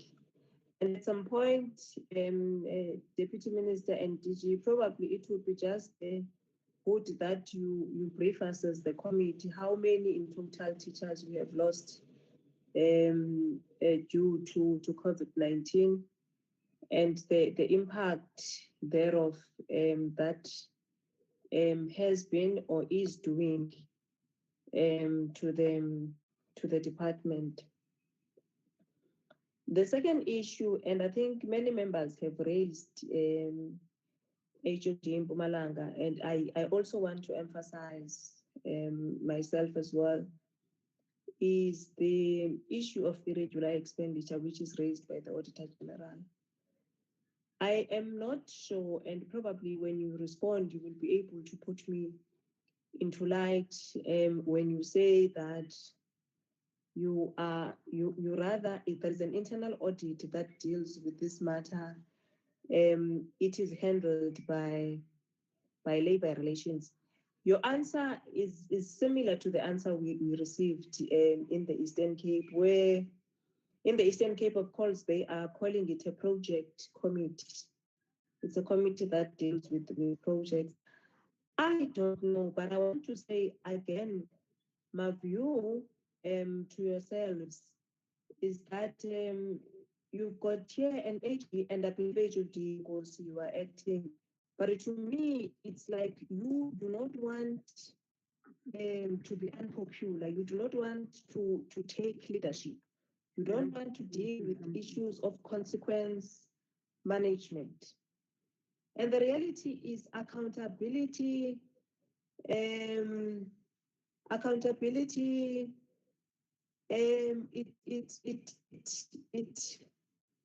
It stops with you. You must be accountable. You must take decisions. And I want to tell you why I think you need to take decisions.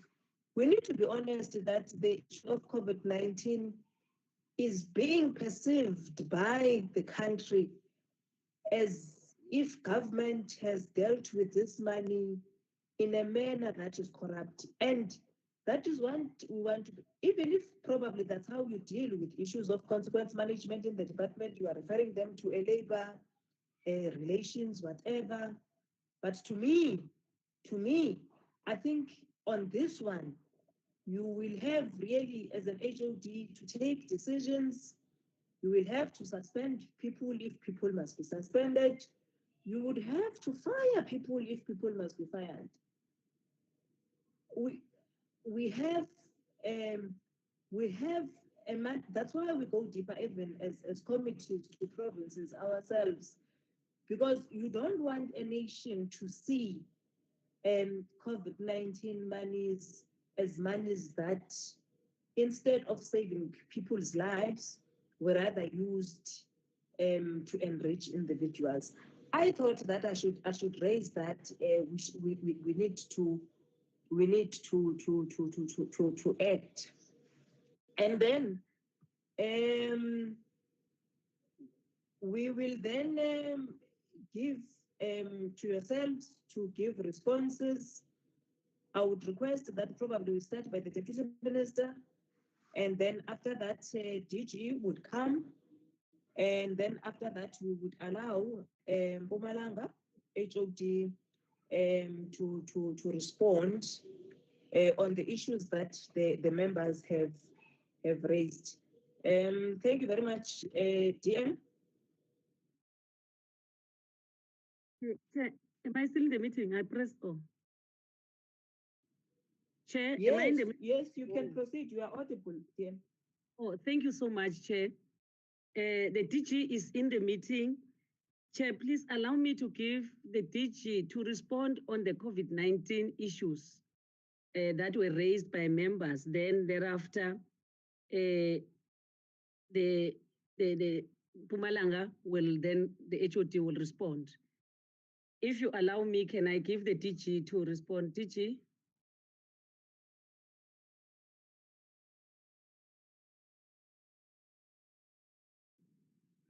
Thank you, Honorable Deputy Minister, Honorable Chair, and honorable members of the National Assembly and NCOP. I'm sure that I'll just probably respond to 2 or 3 issues as the Deputy Minister directed, but also appreciate the comments made by honorable members that we do appreciate them, and at the heart of this, as honorable members indicated, is how do we correct what came out of the interim report, the special report 1, because the special report 2 that is coming. And as we all know, the interim report is intended to afford the department to correct the weaknesses in the internal controls as observed by honorable members in the main. And indeed, there has been weaknesses in the internal controls, some of which have been acknowledged by the HOD of Mpumalanga, who gave a very comprehensive report, also acknowledged and appreciated by honorable members. So the key issue is corrective measures, and members have emphasized that, to say what corrective measures has the department taken in all the identified weaknesses. Of course, some of which would involve even consequence management. Maybe what we also need to emphasize is that consequence management is crucial, but also preceding consequence management is thorough and proper investigation so that you don't have comebacks. We've also seen consequence management that is not sustained. In other words, you mete out consequence management, eventually a person comes out scot-free because you have not done a proper investigation and make sure that you've got all your ducks in a row. So that's the first point that I want to make. The other one is the imperial logistics that the HOD referred to. Just a small correction.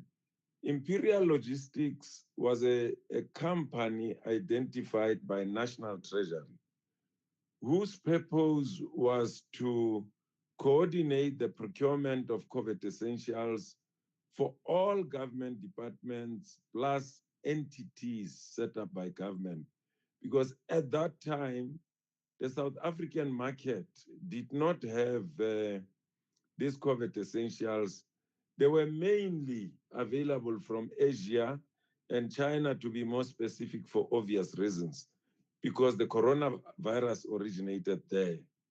But it came out, as we now know, even from the print and the electronic media, that this company was overwhelmed.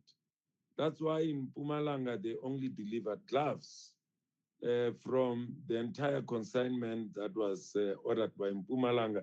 And by the way, all 9 provinces had ordered from it, all 9. And it couldn't deliver. Mpumalanga is fortunate because they at least delivered gloves. In others, they didn't even deliver any of what was ordered. And that was what actually caused the delay in the procurement of COVID essentials, and even the further delay in the reopening of schools. Schools were supposed to reopen on the 1st of June, And 8 out of 9 provinces had to move their dates to even the 8th of June, simply because of imperial logistics. So I think that that is very important. And without, hiding behind this, we were thrown out of our plan by almost 4 weeks in planning and procurement. And part of this really is attributable to some of these difficulties that the HOD Mpumalanga has referred to. So that is around the procurement, but we even had to help Mpumalanga. The HOD can just help me to recollect. We bought 2 million masks, and we are reporting to the portfolio committee next week on that. We'll provide details. 2 million. We had to help Mpumalanga. We had to help Gauteng. We had to help Northwest.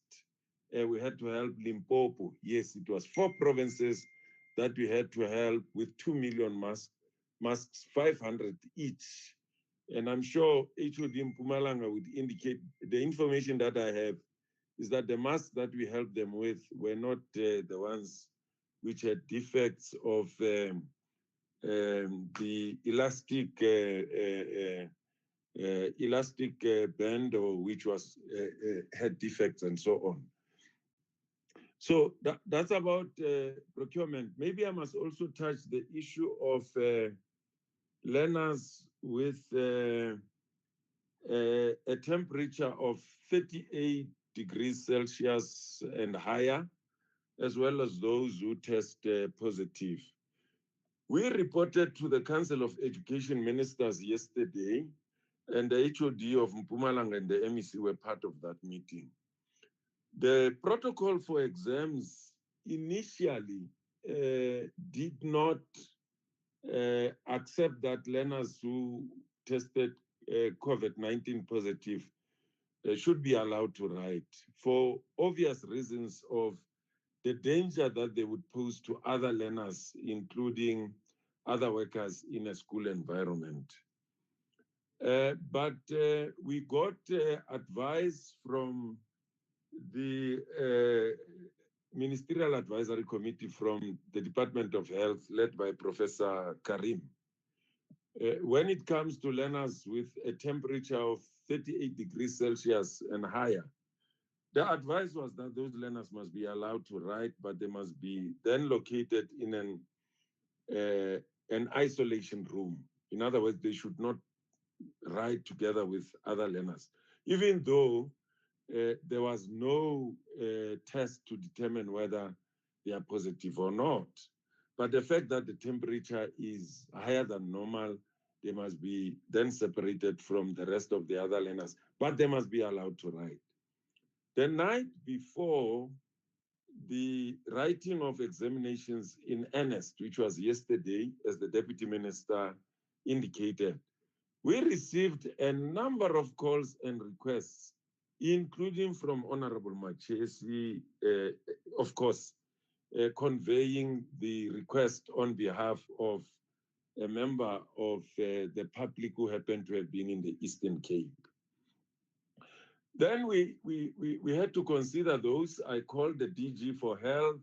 I had to speak to him.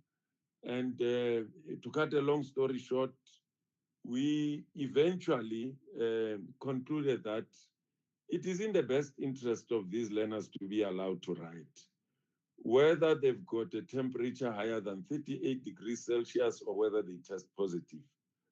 But what we needed to happen is that if learners test positive, they are quarantined. Either they are in a quarantine site, or if they are able to quarantine at home, as other families and facilities to be able to do that, then they would do that.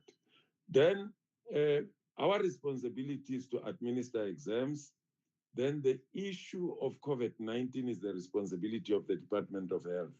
Obviously, the two departments had to work together because we can't enter the space of the Department of Health without their permission or without working with workers in the space of that department.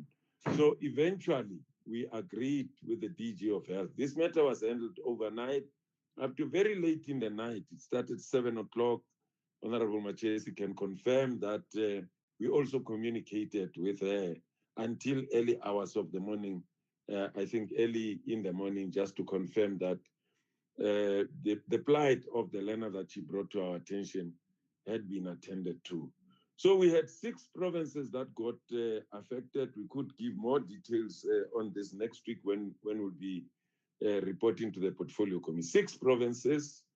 It was Mpumalanga, it was Limpopo, it was Free State, it was Eastern Cape, it was Western Cape, and I think the other one, if I'm not mistaken, yeah, Northern Cape. There were 6 of them, and we can give you even the number of learners. Although it came out that we didn't get cooperation from all the health officials in all provinces, but in the majority of instances, that cooperation was sought, and all learners who came up and parents who wanted their children to ride were allowed to ride. Based on that arrangement that we had to make and the agreement overnight, heads of exams in all 9 provinces were informed. Dr. Pulia coordinated all of that. I'm sure honorable members are aware that unions are very unhappy about that. Of course, the issue that they are raising is the safety in particular of their members. We are meeting with them this evening at 7 o'clock to hear what they are saying, but we still believe that the interest of the learner is paramount, but will not elevate the interest of the learner to the detriment of the safety of other learners and other workers in a school environment. I must just summarize by saying some learners rode in the quarantine site, arrangements were made for them, health and education worked together, health officials had to purchase the necessary outfit that you put on to be fully secured your whole body.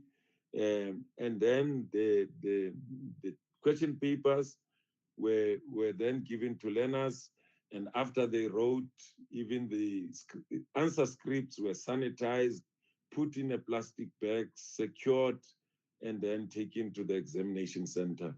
So I thought I must just give that. What we are doing going forward is to put all of this in our amended protocol, because the initial protocol, as I said, did not allow learners to write if they've tested COVID-19 positive.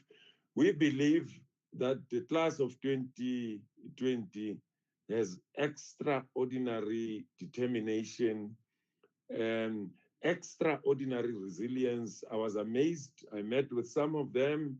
They were just determined. I'm not sure whether I would have that determination if I was at school having gone through this difficulty. And we feel that we are obliged as a nation, as the department, if learners are willing to write. And by the way, historically, we've allowed learners to write, to get admitted in a hospital. Learners who happen to find themselves arrested in prison facilities would always take question papers to them for them to write, to make the National Senior Certificate accessible. We've also taken question papers to learners who were chronically ill, some who were even given their results posthumously. And that's the extent to which we are prepared to do this. And we feel that, the Council of Education Ministers yesterday said to us, we have taken the right decision. And they believe that this matter is not only in the interest of the learner, but it is also a public interest matter. I'm sorry, DM and Chair and honorable members for having taken this long. I just thought that I must just embellish what the HOD from Mpumalanga would be able to do, who's done exceptionally well. I want to confirm what Honorable Siwela and others have said, giving a very comprehensive report. Thank you, Chair.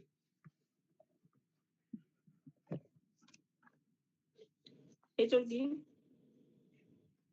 Thank you very much, Honorable Chairperson. Let me appreciate the Honorable Minister and the DG for their input. And then also, Honorable Chair, appreciate the questions the comments and recommendations from honorable members.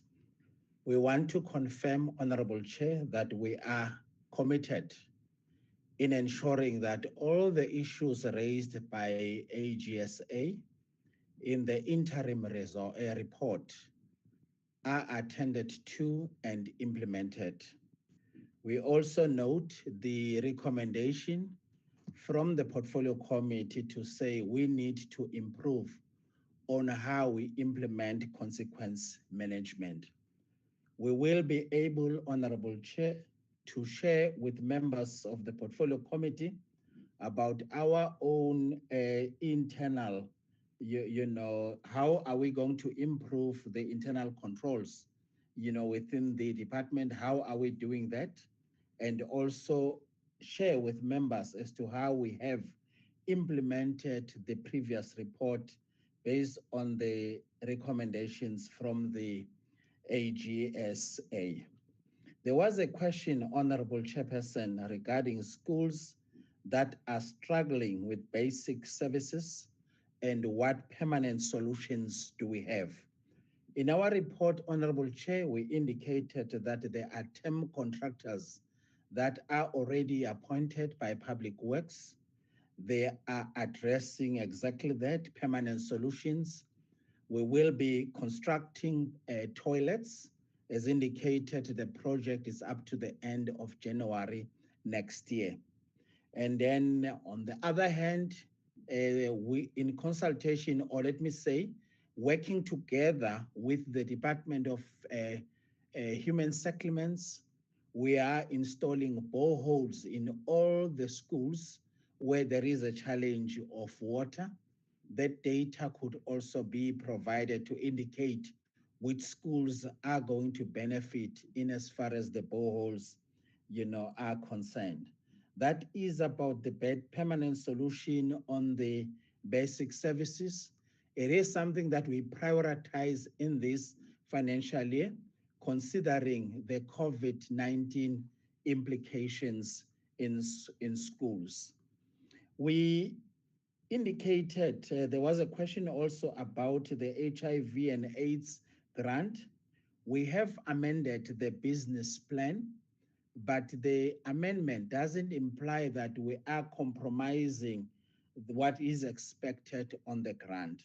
But during the lockdown, since there were no activities, we identified some savings there, then recommended the amendment of the grant. It is true that we work hand in glove also with NGOs and also the Department of Health and Social Development in this particular, program.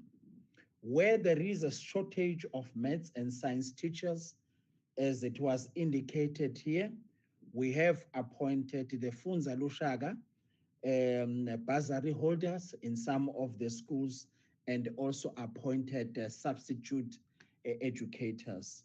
Whilst talking about the substitute educators, there was a question to say there are some teachers who are still not paid. We did receive the information. What we did is the Director Labor Relations met with organized labor. We are collecting the data. The educators will be, those educators who are not paid will be paid in the next 2 weeks.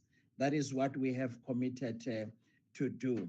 So the educators who are working from home, as I indicated in my presentation, Honorable Chair, there are those educators with approvals to say they are not well, they are sick. There are educators with comorbidities, but there are educators where we felt there is a need to go deep in their cases. The investigation will be able then to provide that particular data to the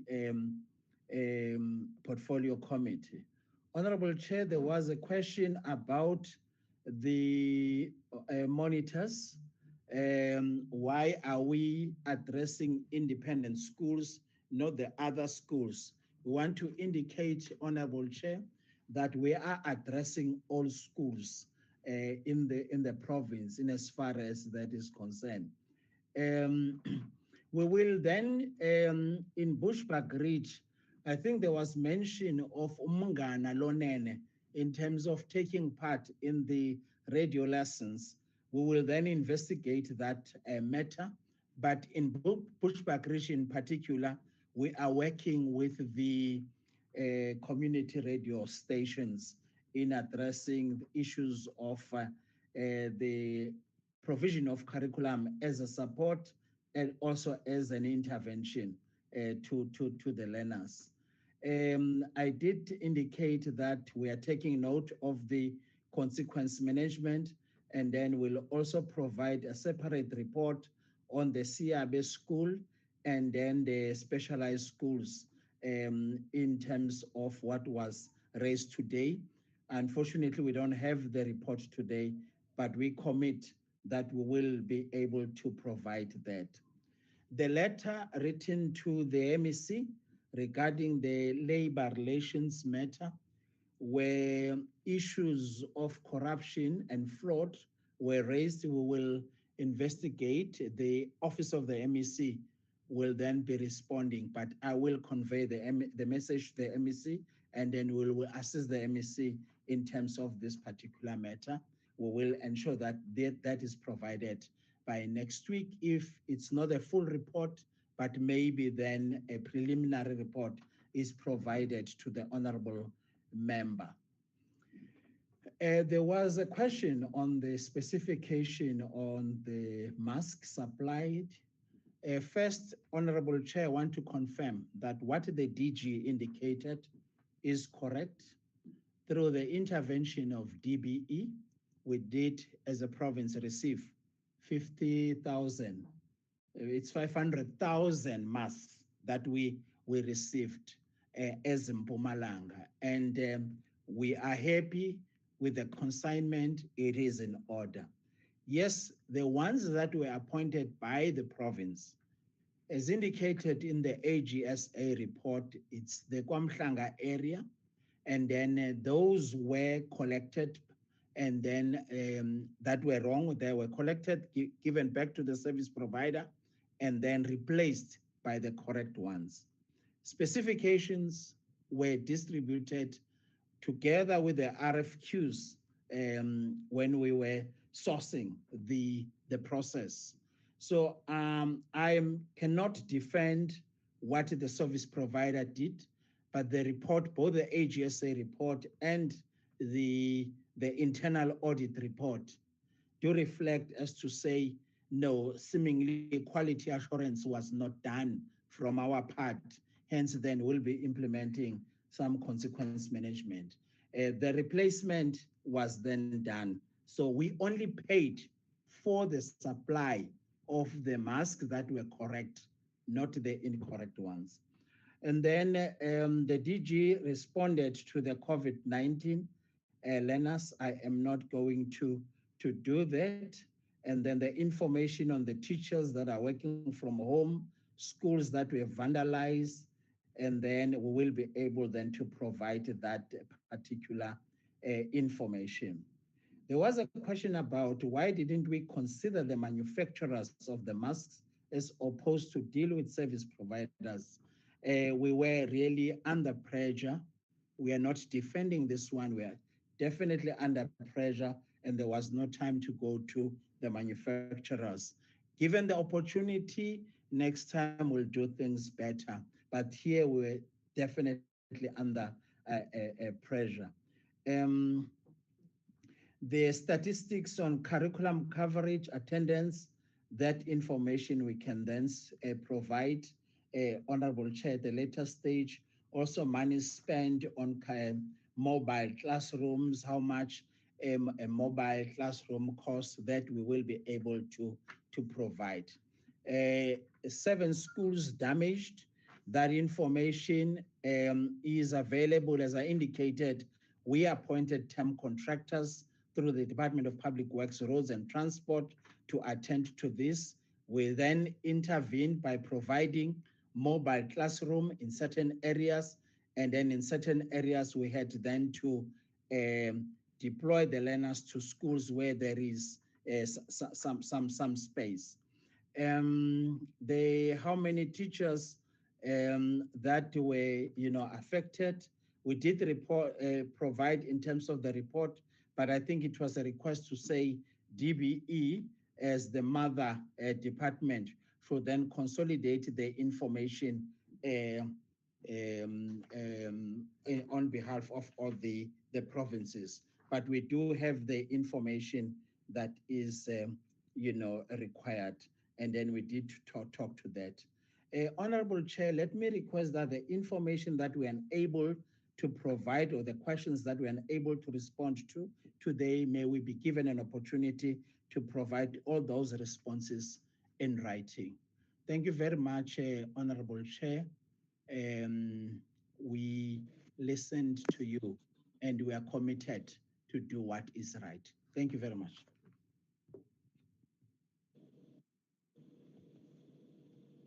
Thank you very much, the MDG and the HOD for the responses. Is there any member that feels is not adequately responded to?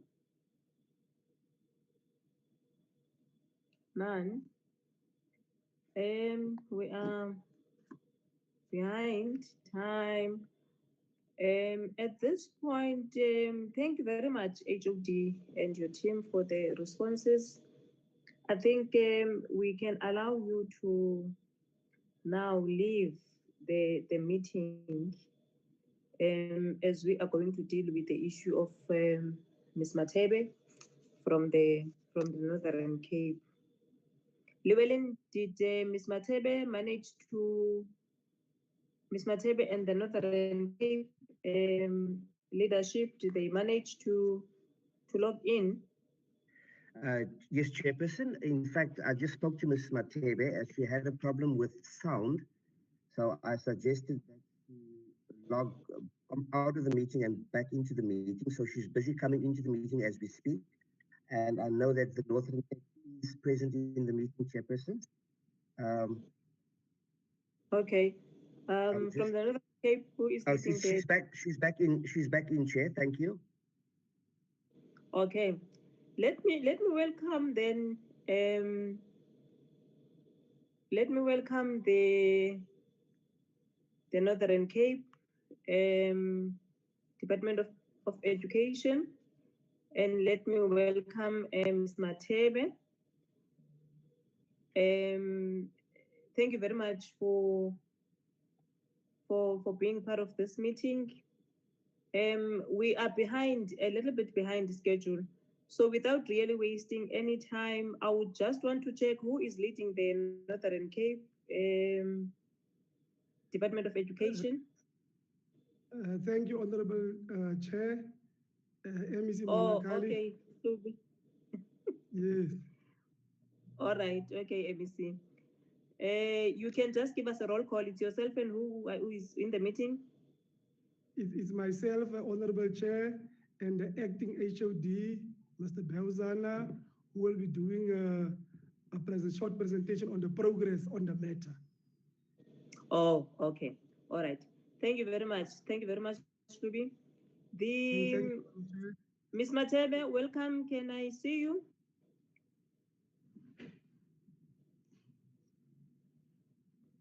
MsMatebe?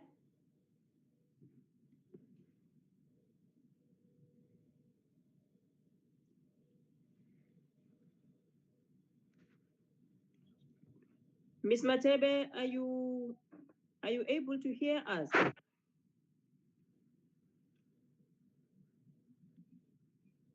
No? Okay. I actually, we would have, like we normally do with all the petitions, we would have wanted her to speak on the matter and tell us what is her problem.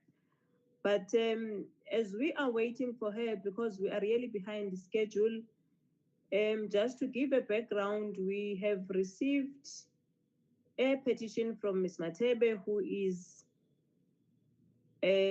has wrote to the speaker actually to say about her issue of the Northern Cape, Namakwa, district and Springbok in particular. She's got children. I think they are both in a primary phase who are being taught in Afrikaans at the school, and that's her problem because her kids are not familiar with the Afrikaans because I think she's coming from the Eastern Cape, and all schools in Bay. I think she may be with us, Chairperson. MsMatebe? Can you hear me, Chairperson? Yes, I can hear you now. Thank you very much that you are back. Can I just hand over to you to brief the members of the committee? We've got the MEC from the province and the acting HOD. I would allow you probably 5 to 10 minutes to be brief and give us a background of your story. Thank you very much, ma'am. Thank you, Honorable Chair. I relocated to Springbok in 2016 with my children from the Eastern Cape. The challenges we got when we arrived here, we didn't find any public schools that can offer education in English. All 74 schools are Afrikaans medium, which makes it difficult for my children to learn it is because we don't know Afrikaans and they learn in first language, which is very difficult for us. And as a parent as well, I cannot assist my kids to do their homework and assist with projects. It's very difficult. Thank you, Chair. Okay, that was really brief. Jim, can I start probably with you? If you've got anything to say, DG, and then the MEC will be able to give response.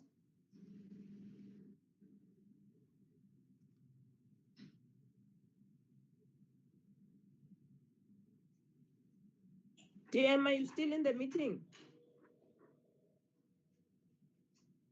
DG?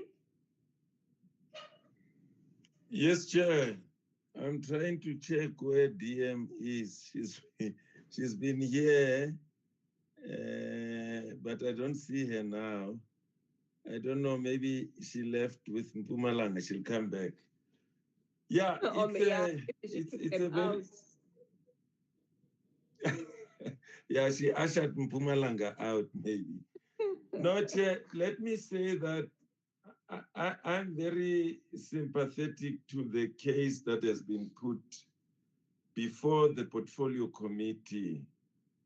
I hope I won't sound legalistic because I'm talking to public representatives and these are their voters. They would want answers to them.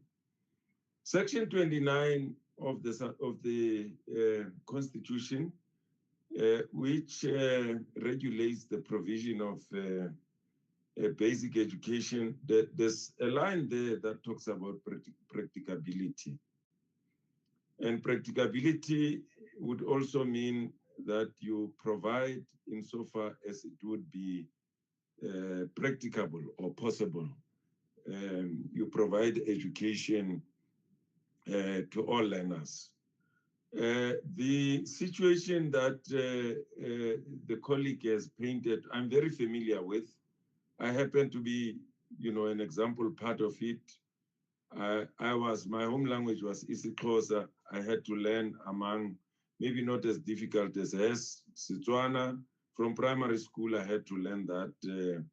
I had to study Setswana like studying mathematics, life sciences, and other content subjects. It's extremely difficult. The difficulty is that, but maybe in the case of, and I know Springbok, I was there a few days ago, it's a predominantly African-speaking community in Springbok generally.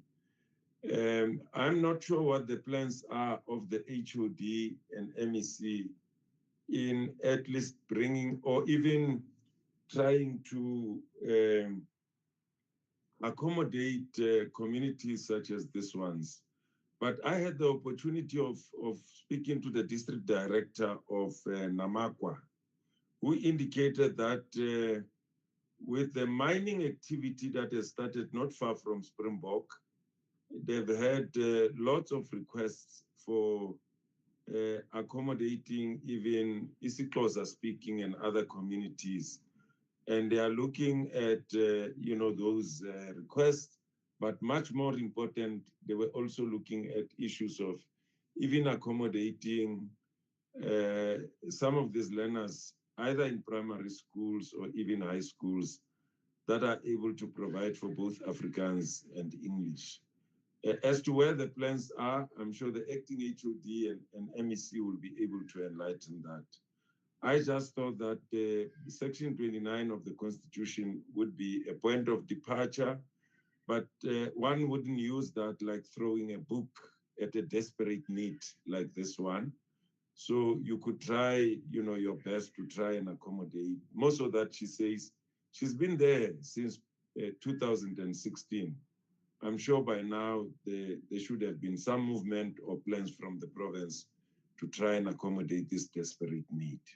So that's my contribution there, Chair. I don't know how helpful it is, but we could work with the province to see how we ameliorate this desperate need. Thank you, Chair.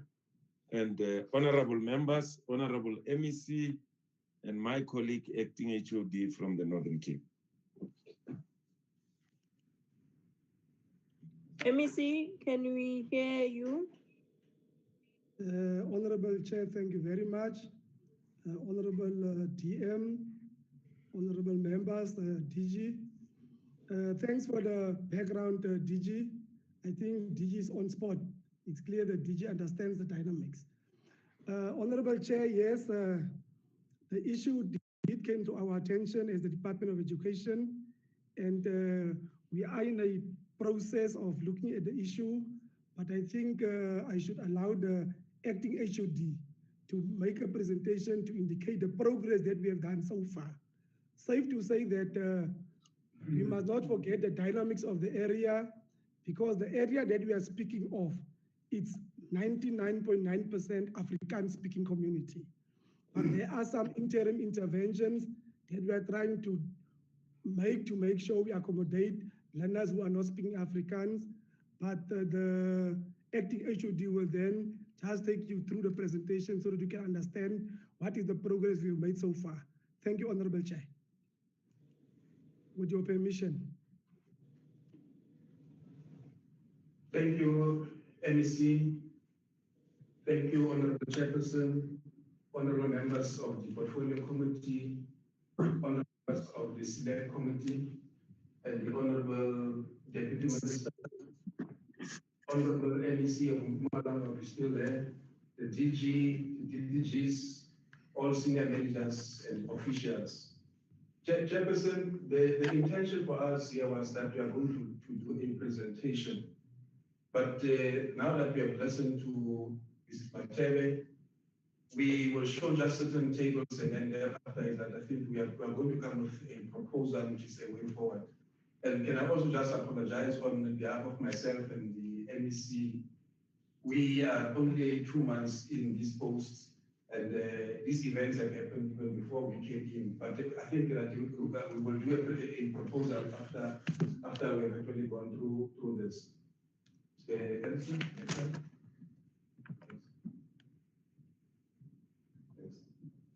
let me first start by this one, Honorable Chair, to just say that there is the rights and duties of and it is indicating in terms of what is it that we have to look at in terms of the numbers when we want to really introduce some things that we have to look at in the primary schools of grade 1 up to 6. We are looking there at 40 learners, and then for grade 7 to 12, then we are looking there at 35 learners. Next one. Next. Yeah, table. Now, this table is what we're trying to show here. We are just trying to show the numbers in terms of the Springbok itself. how we actually find the numbers to be in Springbok in terms of the circuits. We have the circuits there, we have our circuit 1, we have our circuit 2, we have our circuit 3, circuit 4. So those are the numbers of the learners in that particular area in terms of the learners there.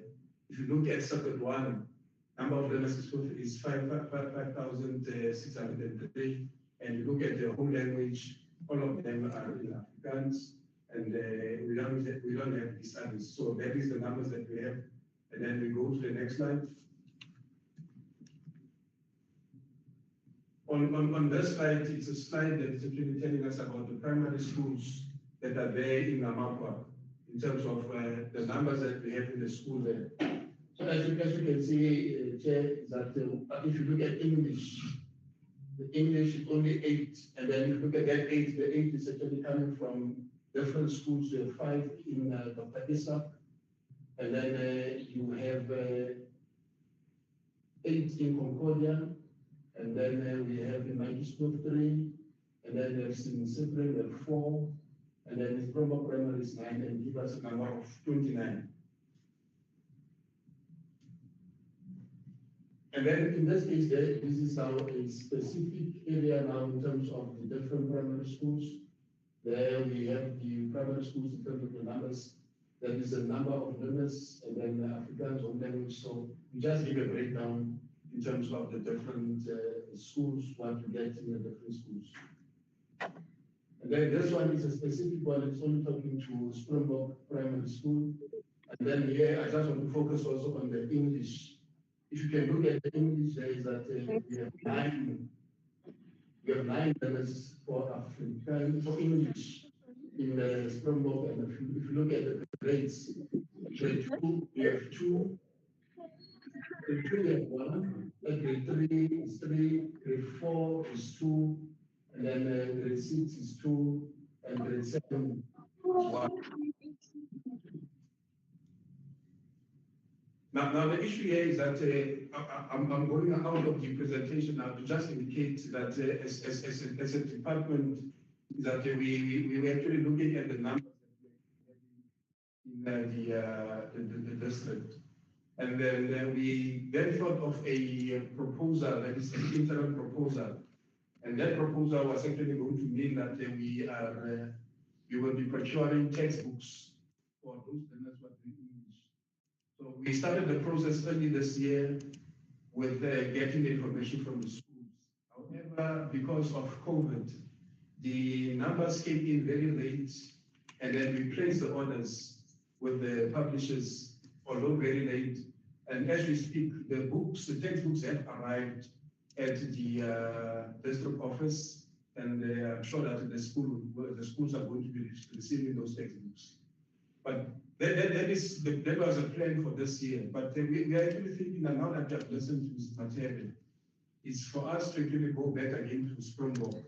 And also the district bench is also connected here, is to actually look at the issue of dealing with the issue of multi-grade. So what we then mean is that because of the numbers are not enough, we don't have enough numbers, it will mean that we will have to actually bring together certain grades. For instance, taking grade 1, 2, 3, 4, and 5 into one class, or all the primary grades into one class. Then a teacher was going to be teaching English for those learners. And then we then have for the secondary grades, then we have a similar situation. So that is what we are actually thinking of actually doing when we must address this problem. Because as it is now, with all the definitions, it becomes a little bit difficult for us to say that we are going to actually have an English medium class. As you can actually see the numbers, that you cannot have one learner to be taught by a teacher. So that is a proposal that we are making. And I'm also saying that I want to go back to the point, Honorable Chair, to say, unfortunately, myself and the MEC are new, and this is the idea that we are thinking that we should actually be doing from next year. So, but for this year is that we have the textbooks, although the textbooks have arrived late, we hope that they will be able to assist, but we will be looking at next year to say that what is the possibility of us appointing from 2 additional teachers to just make sure that we address the concern of the parents that they generate. So our problem is still the numbers, but still is that since the parent or the children have a right to actually learn in the language of their own, So we are thinking that that is the best way of us actually going forward with regard to this issue, Chair. I thank you, Honorable Chair. That is the response from us in the bottom here. Thank you very much.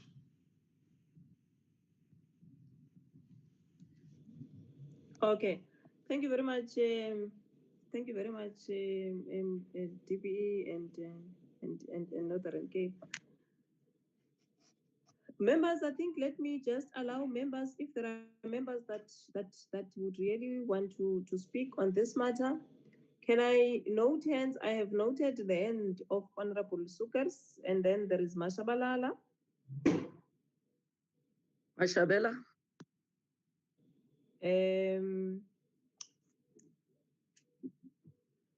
It's Mashabela, it's Mashesi, it's Christians, it's Gillion. In that order, can I allow you, Honorable Sukers, to speak? Thank you, Chair. I just have a severe problem with connectivity, so I keep on being kicked out. I do apologize up front if it kicks out again. But I think one of the things that I just want to note in terms of this presentation, we've really done a disservice to children, to our children that is, in terms of not promoting mother tongue education and making provision for that. And we do know that mother tongue instruction is better for children. It develops their critical thinking much better, their critical thinking and literacy competencies much better. And I just want to make that that comment, and children learn better in their mother tongue, Chair. And one of the things that this actually highlights, as I was listening to the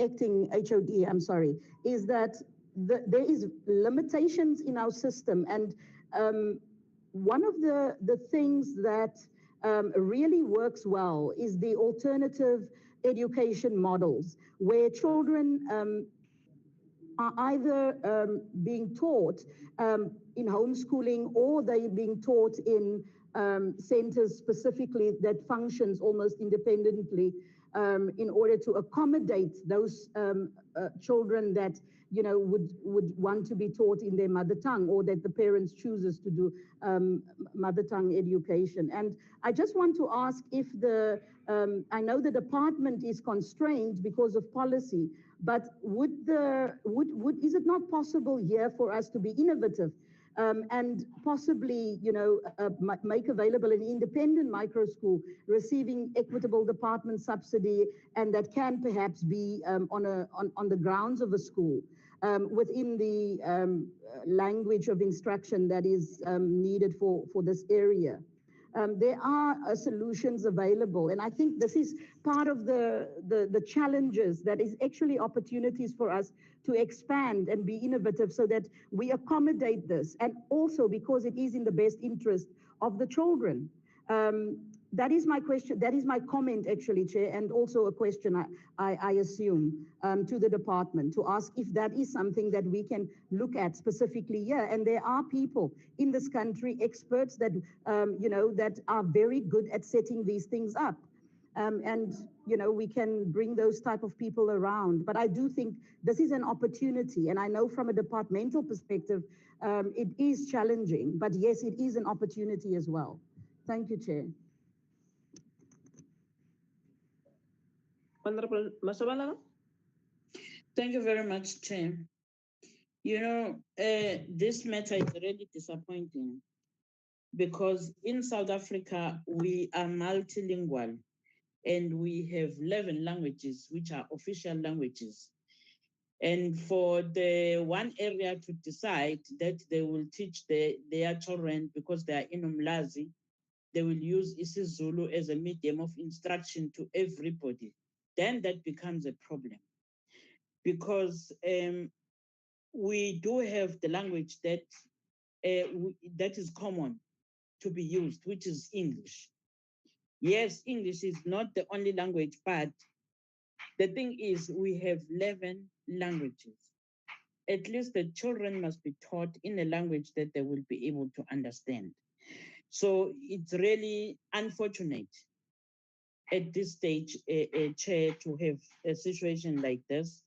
But the thing is, I'm not sure that the lady there and her child, they will become victims because they've chose to go and stay in an area that is dominantly African-speaking area. But in terms of the Constitution of South Africa, everyone is allowed to stay anywhere in the country where they feel they want to stay in. Now, this is really a prejudice to NEB in terms of the medium of instruction to the kids. Thank you.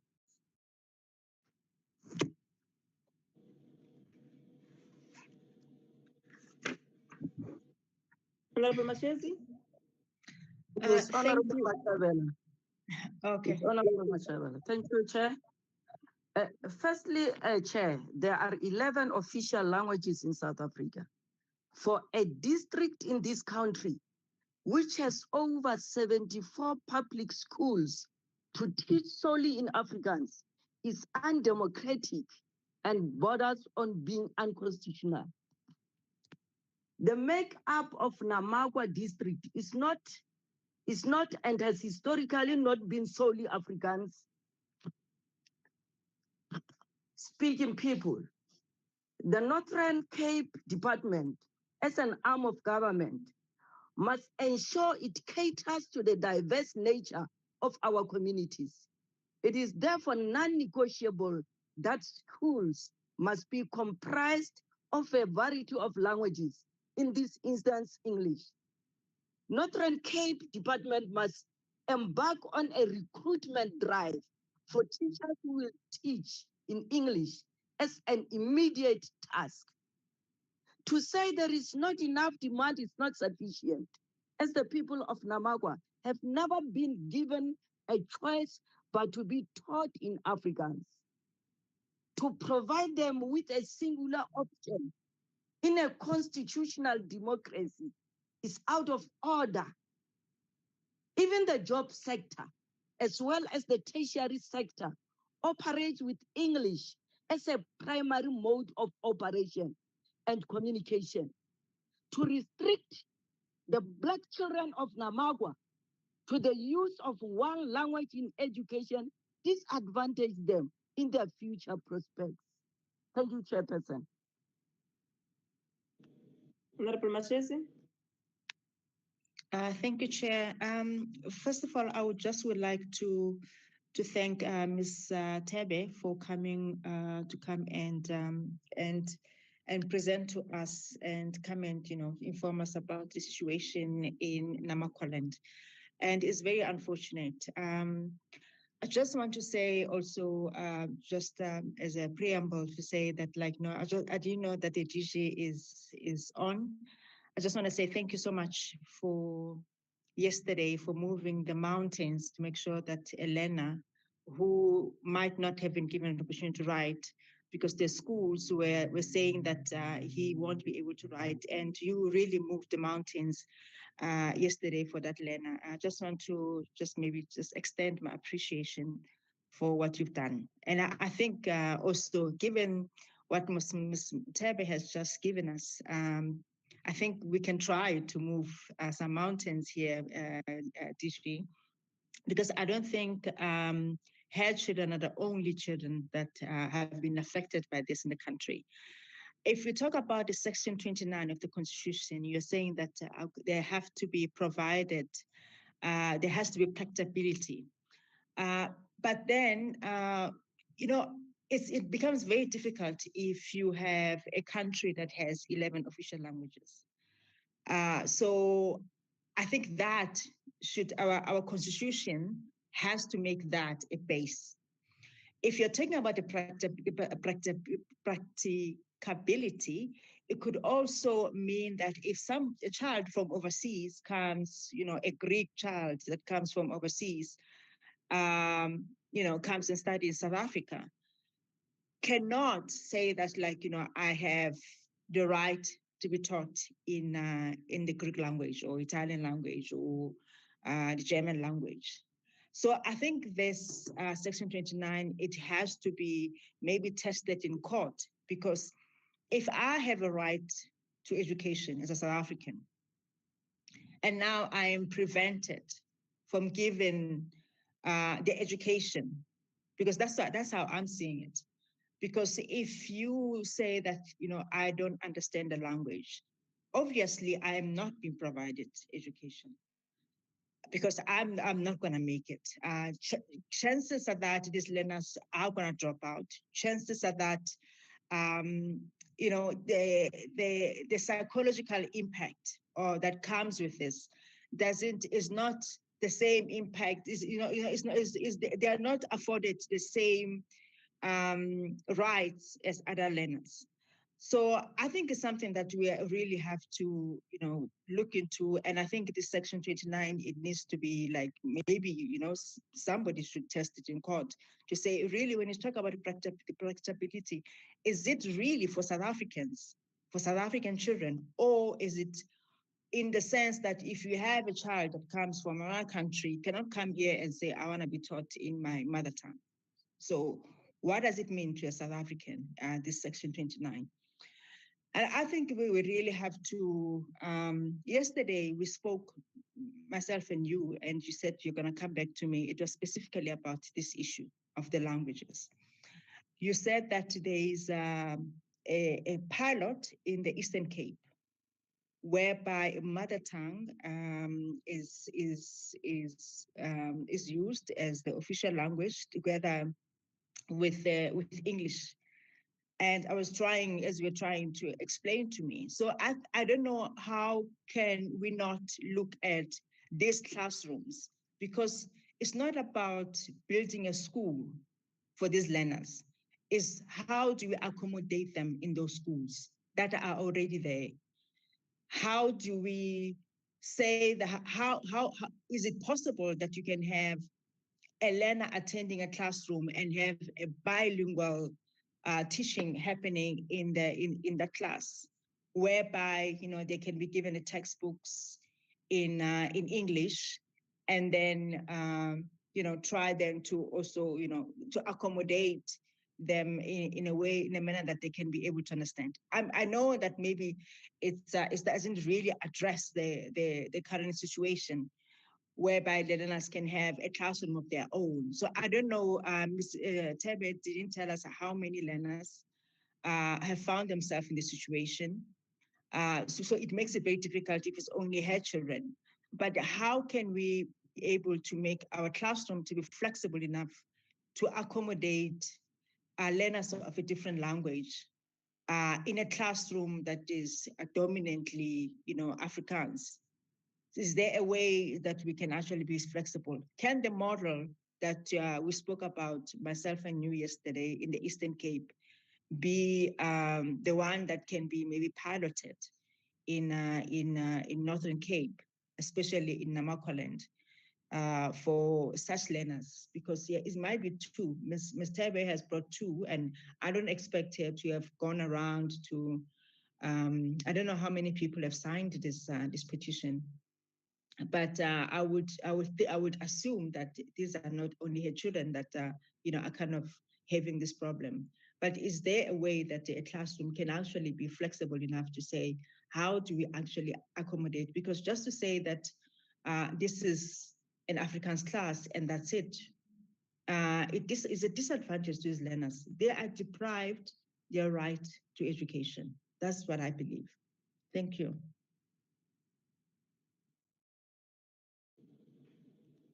Honorable Christians? Thank you very much, Chairperson. Chairperson, I just want to say, coming from the Northern Cape, the Northern Cape is predominantly Afrikaans speaking. And I know the Namaqualand area very, very well. And unfortunately, that entire area is predominantly Afrikaans, which I'm saying not as an excuse, but maybe in defense of, and also in empathy with the Department of Education, because it will be a huge struggle, and I know it is a huge struggle, considering that English is a universal language and a lot of people are trying to move to getting their children to speak English. I mean, we can look at overseas countries who are recruiting our teachers to go and teach English in other countries and so on. So I empathize with both the parents and the Department of Education. The Department of Education noted that there were 9 learners that were predominantly English speaking or needed English classes in the Namakwa area. Now, the first thing, that the Department of Education will struggle with is finding teachers to speak English. There's a saying that the Namakwa land people use that say they only speak English in self-defense. And that is a standard saying, especially in the Springbok Namakwa land area.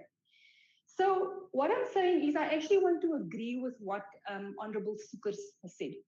This is a prime opportunity for the Department of Education to become innovative in their teaching and to look at other modes and methods to, while they are seeking a solution for teaching English to these learners, to seek some other method, maybe online teaching, assisting learners. I see they've already started assisting the learners with English books, which I know is not enough.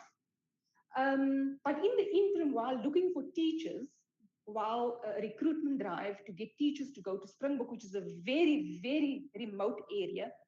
And as you know, not many people are very keen to go and live in the Namakwa, especially Springbok or Kip and those places because it is such remote areas. While they are looking for such solutions, to maybe look at online learning, look at other provinces, especially provinces like the Western Cape, who have really made inroads with regard to online learning, get them on board and see to it how to assist these 9 learners as a matter of urgency. So that's just my input. I just wanted to say that, the issues surrounding the Northern Cape and language, I agree with the mother tongue language issue, and it's something that the Department of Education should have a look at, I think, in all provinces. But to assist these 9 learners in the interim is perhaps to go to some online method of learning. Thank you very much, Chairperson. Honorable Gillion. Thank you very much, Chairperson. And let me thank this parent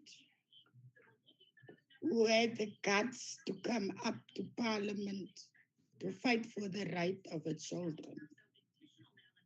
Chairperson, I think it is a very, very sad day in the history of South Africa to get a petition like this in Parliament. I want to, a lot of questions, Chairperson, is coming to my mind. And I think that this is not an isolated case that is isolated to the province of Namakwa. Can I ask other members to mute their gadgets? Honorable Mashesi, and any other member that has got his or her gadget on, can you just mute them, please?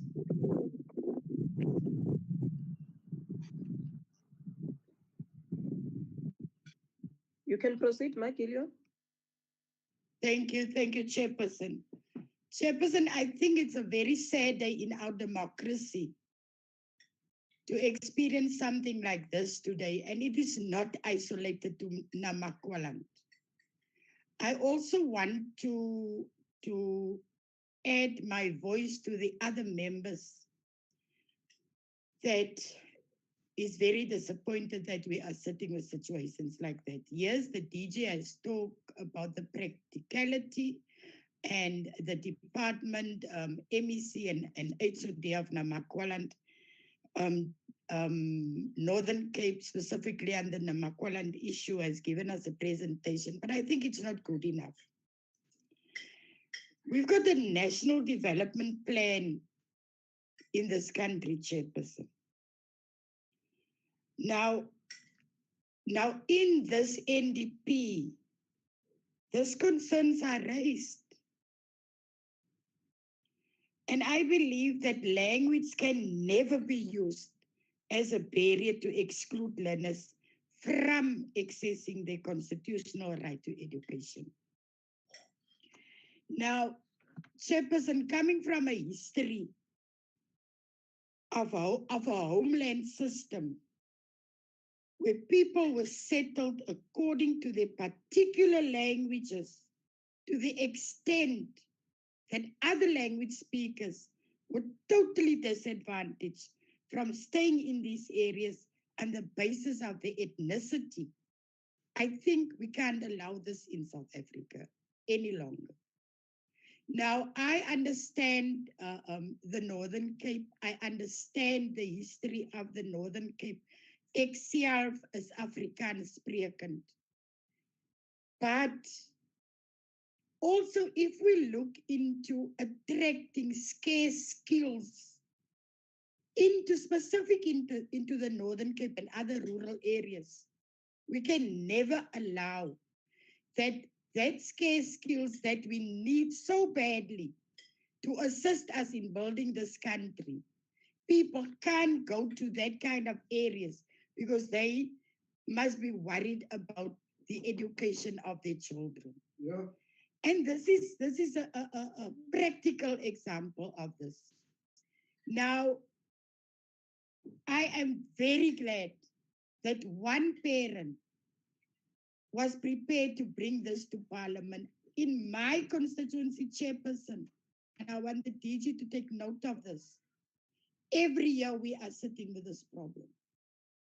Every year we are sitting with this problem that children can't go to a school or they are in overcrowded schools because the only schools that we can send your children to be taught in English is previous Model C schools that parents can't afford.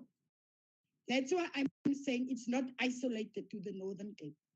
And I think as the Department of Basic Education, we must really look into this matter holistically of how we're going to assist these parents so that their children can become dropouts. That 9 children in Amakwa will become dropouts if we don't put something in place. And I don't know how you're going to do it, but this Department of Education must come up with a plan how you're going to assist that 9 children. I know previously in some of the schools in my area, we were fighting for Xhosa-speaking teachers that can be accommodated in Afrikaans-speaking classes, where there was one class with 2 teachers who was assisting that students to get their education in their mother tongue. What is wrong with the Department of Education in Namakwa district to get one class, appoint teachers who can taught these 9 children in English because it's their democratic right to education. And I think we must start to transform society. And I don't know how the department is going to deal with this, but also I think it took too long to get the attention of Department of Basic Education in the Northern Cape. Because if I listen carefully, it started in 2016 already. We're moving to 2021.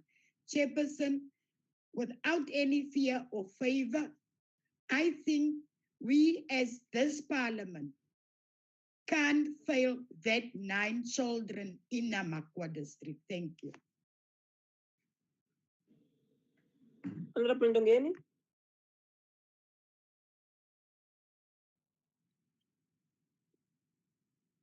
No, thank you, Chair. Good afternoon, colleagues. Hey, these news are so sad, and it's bad. I've just only 3 questions. Is there a strategy in dealing with the transformation issues, such as this case, such as this one raised? The second question is,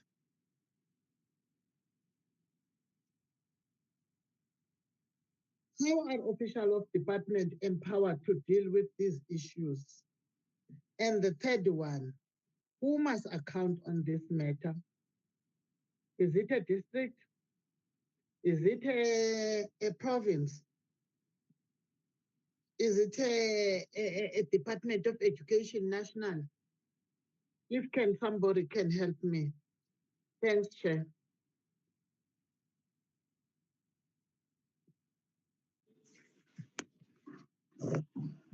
Any other member that wants to speak on this matter? We honestly do not have time as well. Yeah. Chairperson? It's Honorable Baha. Yes, Honorable Baha. One, I don't want to prolong the discussion because I think that most of the issues have been captured already. But mine is just to check what it is that can be done now to address the plight of these learners whilst we are looking for a long-term issue to try and address the problem, as it were. That's all, Chairperson. Thank you. There was another member that wanted to speak. It's me, Chairperson. It was me, Chair. At Jones. Oh, okay. You can proceed. No, Chair, thank you very much. I think you have indicated that we don't have a luxury of time. And let me not also waste time just to appreciate the report and the parents that took their time to come and present to us. But Chair, I think Honorable Baha has actually covered me on the issue of the immediate solution on addressing this matter. Because where I reside, there were schools that were separated due to their predominancy of language, where you'd find in a certain area, you'll find Xhosas living there or being the ones that are there, and you'd have that school being a Xhosa speaking or teaching school only. But now, in this current form, we have in the same school where you'd find even Tswanas, Sotos in the same school, where all now learners are being accommodated. I think it's doable. We just need to give the department to give us solutions on how are they going to make sure that they assist these parents and learners, and let these learners are not deprived of their education as they are right. So, Chair, I think I've been covered. Would really be happy and appreciate if these learners can be assisted, Chairperson. Thank you. Chair, it's Shabalala. Proceed, Ma. Thank you, Chair. Chair, this thing is doable. It's only that people are not willing to do it. In KZN, there are schools that are teaching, their medium instruction, it's English. But they have teachers at the class of isiZulu, whereby those kids who want to learn isiZulu can be able to learn isiZulu in school. What is wrong with with these people in Western Cape? In Northern Cape, can't they also have the teachers that are dedicated to teach English in their school so that the kids can be able to learn in the language that they understand? Thanks, Chair. Thanks, Mashabalala. From my side, I think as well, what probably we need to do is to thank MsMatebe. We must thank you for your bravery to bring this matter to the committee, and to say that we trust and hope that it would be able to get the attention from DBE and also the Department of Education in the Northern Cape. HOD, you have raised something here that says you have procured textbooks. in trying to respond to the issue, but I would want you to speak more. What would these textbooks do? Are this textbook an interpretation of the Afrikaans textbooks that are there? And if that is the case, can't you, as the department, try to find teachers as well? Because me and you know that a textbook would not suffice, because at the end of the day, a question paper would come in Afrikaans, as the parent has raised. And I'm raising this because if we would look into all the letters that MsMatebe has written, starting from 2016 up to this far, she has mentioned that there are a number of parents who are also Xhosa speaking parents. So she is able to assist in knowing, she knows actually that there are other, except for herself and the 9 children that she has mentioned, there are other households that have got the children that are Xhosa speaking children. So now these parents, all they want is that they are given a dual English class. And I think that the department, together with the other stakeholders, can be able to find an amicable solution in this matter, even if you include Abo Human Rights Commission to try to find a solution into this matter. It's a pity that now the district was not really part of this meeting. But probably if we can just get answers, this textbook, what are they going to do at the end of the day if there will not be any individual that would stand in front of the children and try to give English into this matter?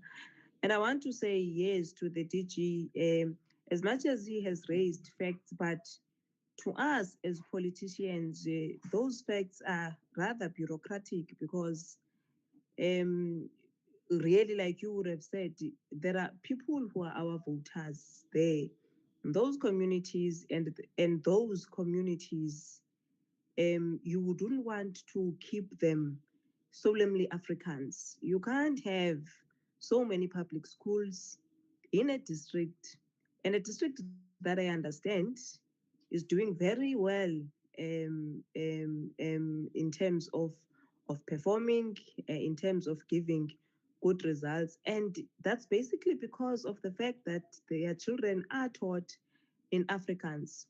But to us as politicians, you would need to see transformation. You would want to see transformation, and how the response is rather very too much educated for us as politicians. But all we request is that there needs to be you need to find a solution. Out of these many schools, there must be 1 or 2 that at least are able to accommodate my child that comes from Colesberg, that would want to relocate to Springbok, and that child of mine does not understand English. We can't go back to 1976. This matter actually, it's very emotional. It's taking us back to 1976. You don't want to hear, even if the situation doesn't allow, even if you would tell us that communities and people in those communities are 99% African speaking people, you should be able to give a solution of any person that would come and say, I want to do vendor in Namakwa. I should be able to do vendor. You know, it's a 1976 situation, and not necessarily because it's Afrikaans, but language as a matter, it's very important. Language on its own, it's very important. So from my side, as the chair really of this particular session, I think that we need to say to DBE, together with the Northern Cape Department of Education, you need to put your heads together. You need to find solutions, and yes, you can. You can find solutions if there is willingness to find solutions. You can find a solution to this matter, and you can come with a positive outcome out of this matter. And a positive outcome would not say that because a situation says you've got 95% of people in the community that are speaking Afrikaans, therefore there can't be any other solution into this matter. Not in this time, and I think we need to speak transformation. We need to speak transformation, particularly as politicians. We can't be happy with this situation. It's not a situation that we can laugh about. It's not a situation that we can really try to speak any other language, rather to say that there is no transformation here and transformation is required. Thank you very much. I would, I don't know if MsMatebe, you would want to say something before I give to the department to respond.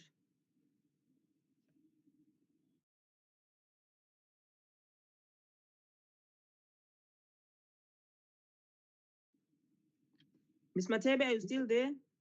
Yes, I'm still here, Chair. I would like to say something, Chair. I would like to answer the matter of the textbooks. The textbooks was my idea. Since we had difficulties in the language, I went to the department and said, how about you issue us with textbooks so that I can be able to teach my children at home, even if at school they are being taught Afrikaans. At least that way the children will be able to understand the contents of their work.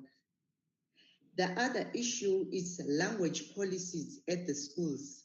The schools are communicating with us non-Afrikaans speakers in Afrikaans.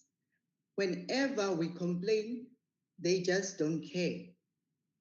In March this year, I wrote an email to the SGP complaining about language, unfair treatment towards parents and children, and racism at their schools. They responded in Afrikaans. To me, it was as if they showed me who is boss at this day and age of democracy. Admission is also another problem. To get into the school, I was rejected verbally 3 times. When my children were admitted, the MEC's office, the late MEC Marjack's office intervened, and my children were transferred immediately from Matiskloof Primary School, where my children were bullied, and my son had a scar near his eyes. So, and the racism issues at Springbok Primary School, it's very disturbing because, and discrimination. My daughter is doing grade 7. Whenever she fails, the children laugh. At times it's in front of the educator where the educator doesn't intervene. So to me, it's discrimination and it's bullying. There is a boy that comes from Durban. He speaks English only. Whenever this child fails, his marks is announced to the whole class, and the children make fun of this boy. The results of that, the child does not want to go to school anymore because of this bullying, and the mother is now confused. She doesn't know what to do, and now they decided that they will go back to KZN. So there's a lot of challenges, and the number of students are not 9, we are more than 120. And when we registered last year for the English classes, as parents, we came together. So according to us, our applications are more than 100, but we were surprised when the Department of Education told us that they only got 55 applications. And I'm also surprised on this report that says there was 29 registrations that were received this year. I'm not aware of that registration this year because I also did not apply. I was just surprised. So that is the overview of the situation, Chair. And the last thing I want to raise is that they say here that according to my racism allegations, the district investigated the matter and couldn't find any true allegations. But now, as the complainant, no one came to me and interviewed me. No one went to my kids and interviewed them. Now, who and where did they do this investigation? Thank you, Chair.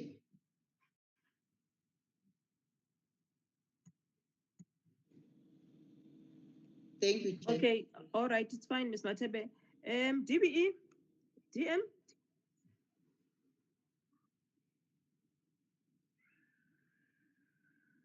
Is DM still in the meeting?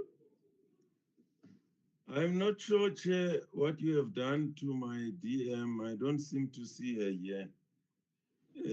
Okay, maybe... take over, DG. Take over, DG. We don't have time. Just try to be. Just try to be English like. I'll comment and not take over because I can't take over from public representatives. I'm not qualified. I'm just an administrator. I'm not elected. I'm just came through recruitment. No, Chair, I still maintain that I'm extremely sympathetic to this case and many others. The good thing is that both the MEC and the acting HOD are equally sympathetic, and they are prepared to do something in the immediate and coming up with a plan for the future. So at least the committee is not dealing with a situation. In fact, all the comments were actually enriching what they are thinking about in terms of the plans going forward. Just to make a few points on some of the issues raised, Honorable Sukers, our language in education policy promotes multilingualism. So there is really no restriction in terms of languages. The practicality and languages are very emotive issues all over the world, not only in South Africa. And by the way, even people who use Afrikaans as the language of learning and teaching in Namakwa, there are many of them who say that Afrikaans is not their home language. We are working with the Human Rights Commission and the Department of Education in the Northern Cape around the issue of the Nama language as the home language of many, members of the community and learners, working with the Namibian Nama community to bring in Nama even in the Namakwa district. That's how complicated these issues are. And Honorable Gillion is right. We're just dealing with Springbok now and Ms. Tebe's case, who I'm very sympathetic to, and I think we need to do something about the case, plight. I fully agree with honorable members that we definitely need to do something. We can't just throw the constitution and the book at her. It doesn't help. We need to try and be helpful. So there are many such cases all over the country. And I'm sure if we debate the issue of practicability, it will take the whole day. We need a workshop. One of the issues that are linked to practicability is whether we're able to afford the need as it is. Secondly, whether the need does necessitate a particular intervention, whether the numbers are such that, and I'm happy that Ms. Tebe has given us the numbers, So the numbers are there, and I'm sure we could do something about the numbers. And just to remind honorable members also that English is a colonial language. It's not one of our home languages indigenous in Africa. The incremental introduction of African languages recognizes Afrikaans, then English is not part of those languages that are even recognized by IOL, the incremental introduction of African languages. Afrikaans is perceived as a, in fact, is included as one of those African languages because it originated from South Africa. It has its roots in Holland, but it originated in South Africa. So all that I'm saying is that definitely, as Honorable Baha said, what can we do in the immediate and what is there in the future? The HOD indicated that I think we'll have to work with MsMatebe to see what can be done now in the immediate and what is the future plan to alleviate her plight. And Honorable Chabalala, even in Springbok, let alone Namakwa, there are schools that are offering English there. And we do have also across the whole country what is called dual medium, where schools are teaching both Afrikaans and English in class, in one class. They are able to do that. It's one of the solutions that we could consider. The last point that I want to make, I want honorable members to know that the Northern Cape Department of Education is one of those departments, if not the most department that is financially constrained. It's been financially constrained for years, and the situation is getting worse. And I wouldn't be surprised at some point when they say they wouldn't even be able to afford a teacher, because I know they applied.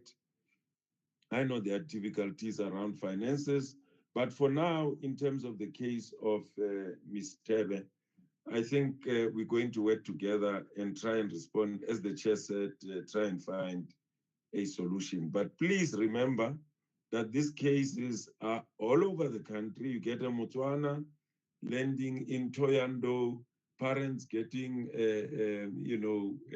a job in Thohoyandou. They have no clue about Shivenda or Sitsonga.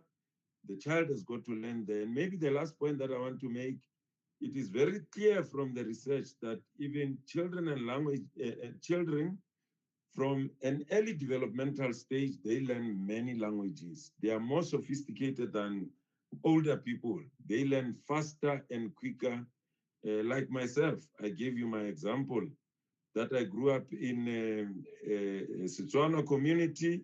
I had to do everything in Setswana. I had to learn it like I learned English and biology or life sciences at that time.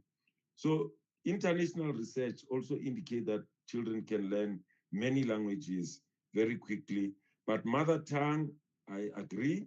The research also indicates that it's recommended for early learning of children. And what we see in South Africa happens all over the world. You get a Slovenian landing in New York who's got to learn in English, has got no clue, has never had anything in English, but has to learn in English. But I think the long and short here will work with the Northern Cape Department of Education to see how we can deal with this. But I want to remind you, in the very district, there are issues of the Nama language, which are much, much stronger there, where people are saying Afrikaans is an imposition to us. We want our children to learn in Nama. Thank you. Let me see.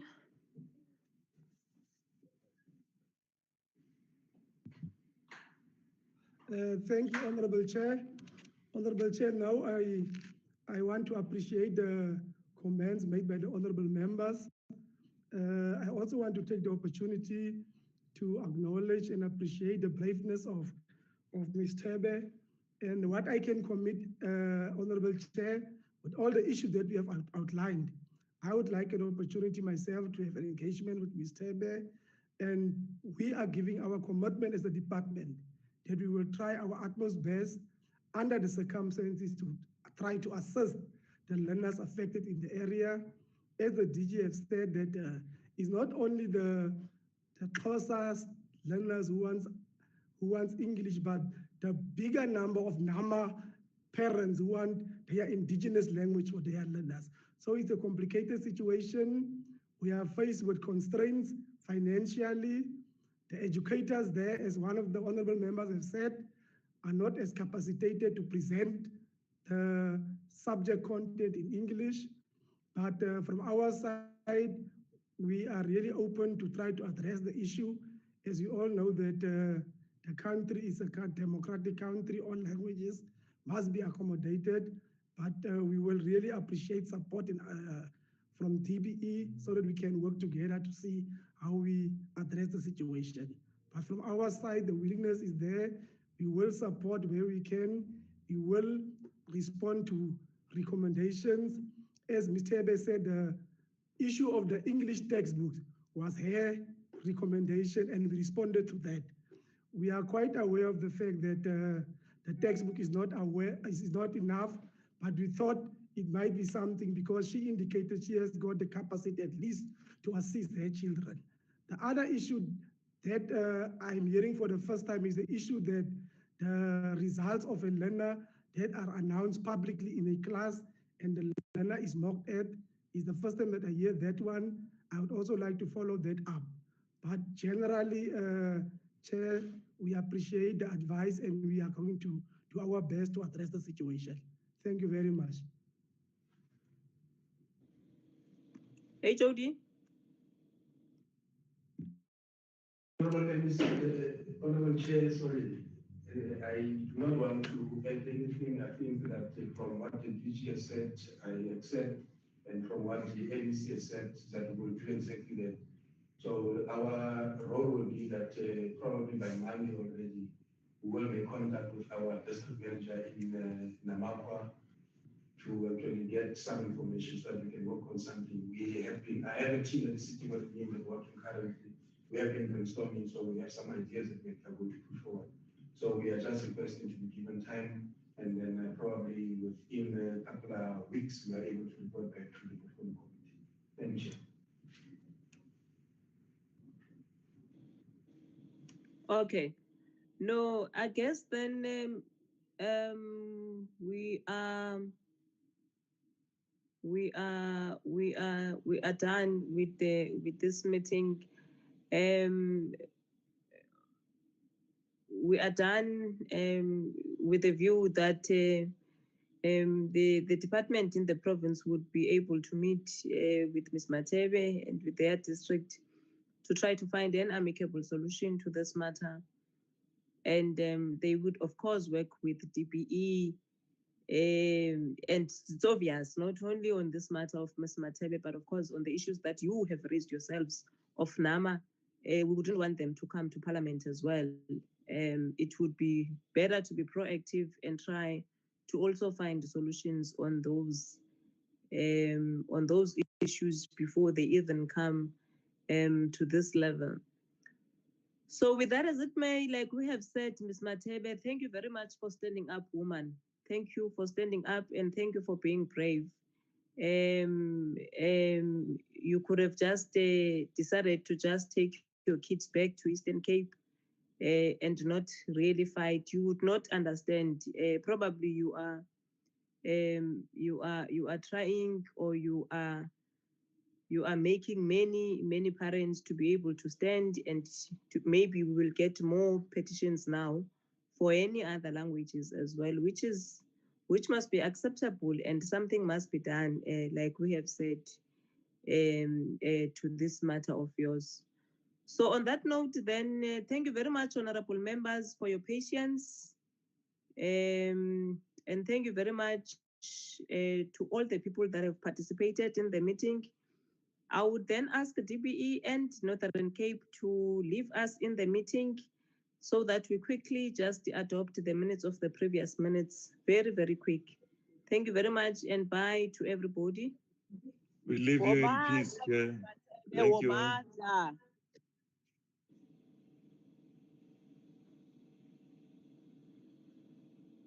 Can you flag the minutes, Llewellyn?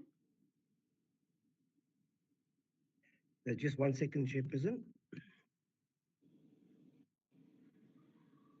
I'm putting up the minutes of the 30th, that was last Friday, which will be followed by the minutes of the 3rd, which was this Tuesday past.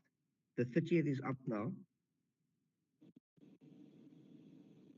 Okay, that's the minutes of the 30th of October. Where we have considered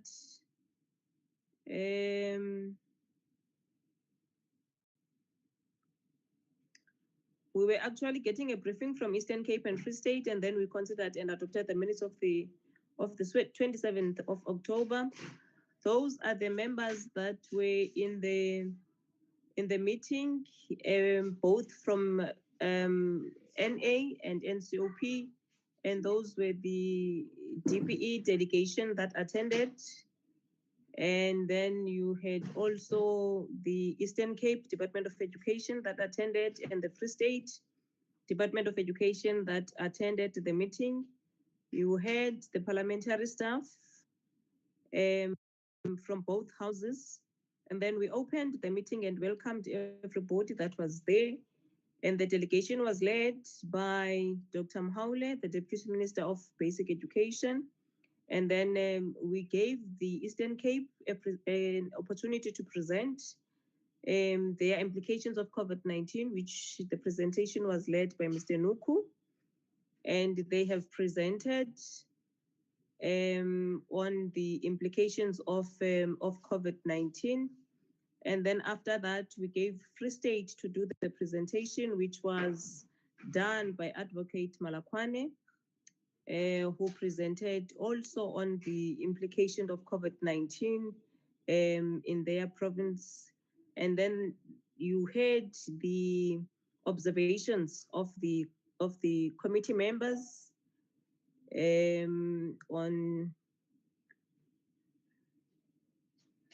on both the presentations of Eastern Cape and Free State. And then we had responses from the Eastern Cape Department of Education, which was led by the MEC, Gade, and the officials that was part of the meeting. And you also had Free State that gave responses, which was led by MEC of Free State. And then you had a DBE that responded, which was led by DM and Ms. Geyer. And then we then had closing remarks, and then we adjourned the meeting at 10 to 6. Any corrections?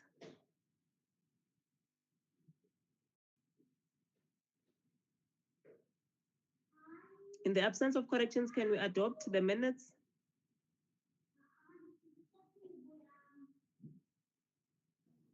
Members? I move to adopt, Chair. Honorable Adwans is moving. Any seconder?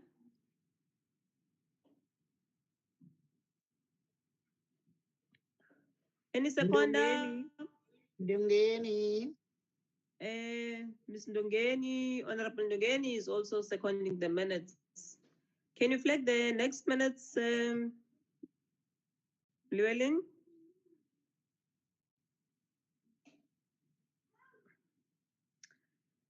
This was the joint meeting as well on the 3rd of November.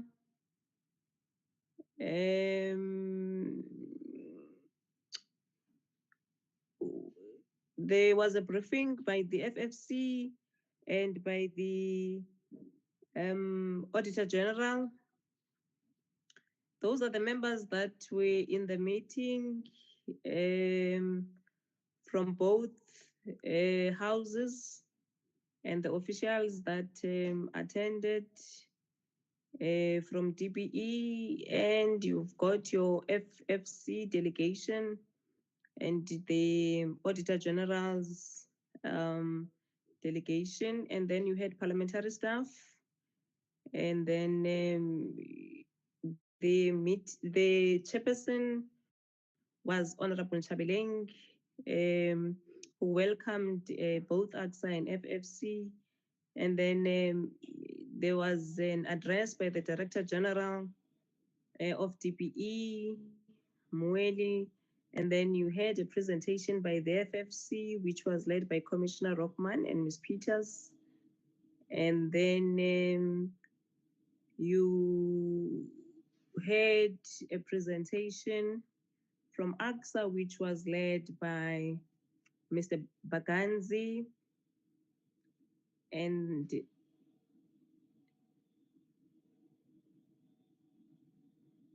then those were the observations of the members that the members have made. And then those are the responses which were led by the DG. And then after the DG, you had both the FFC and the Auditor General also responding, and then there was conclusion, and then the meeting adjourned at 12:40.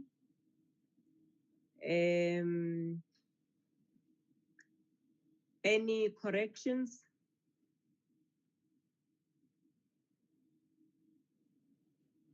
In the absence of corrections, can we get members to adopt the minutes?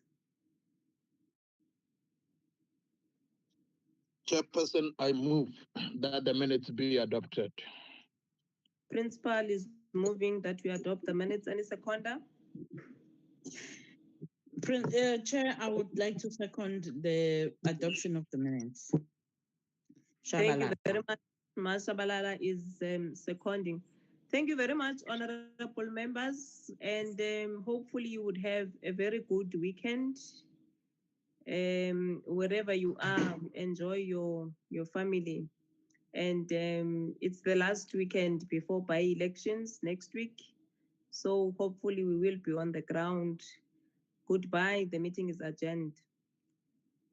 Bye-bye. Long live the chair. Bye.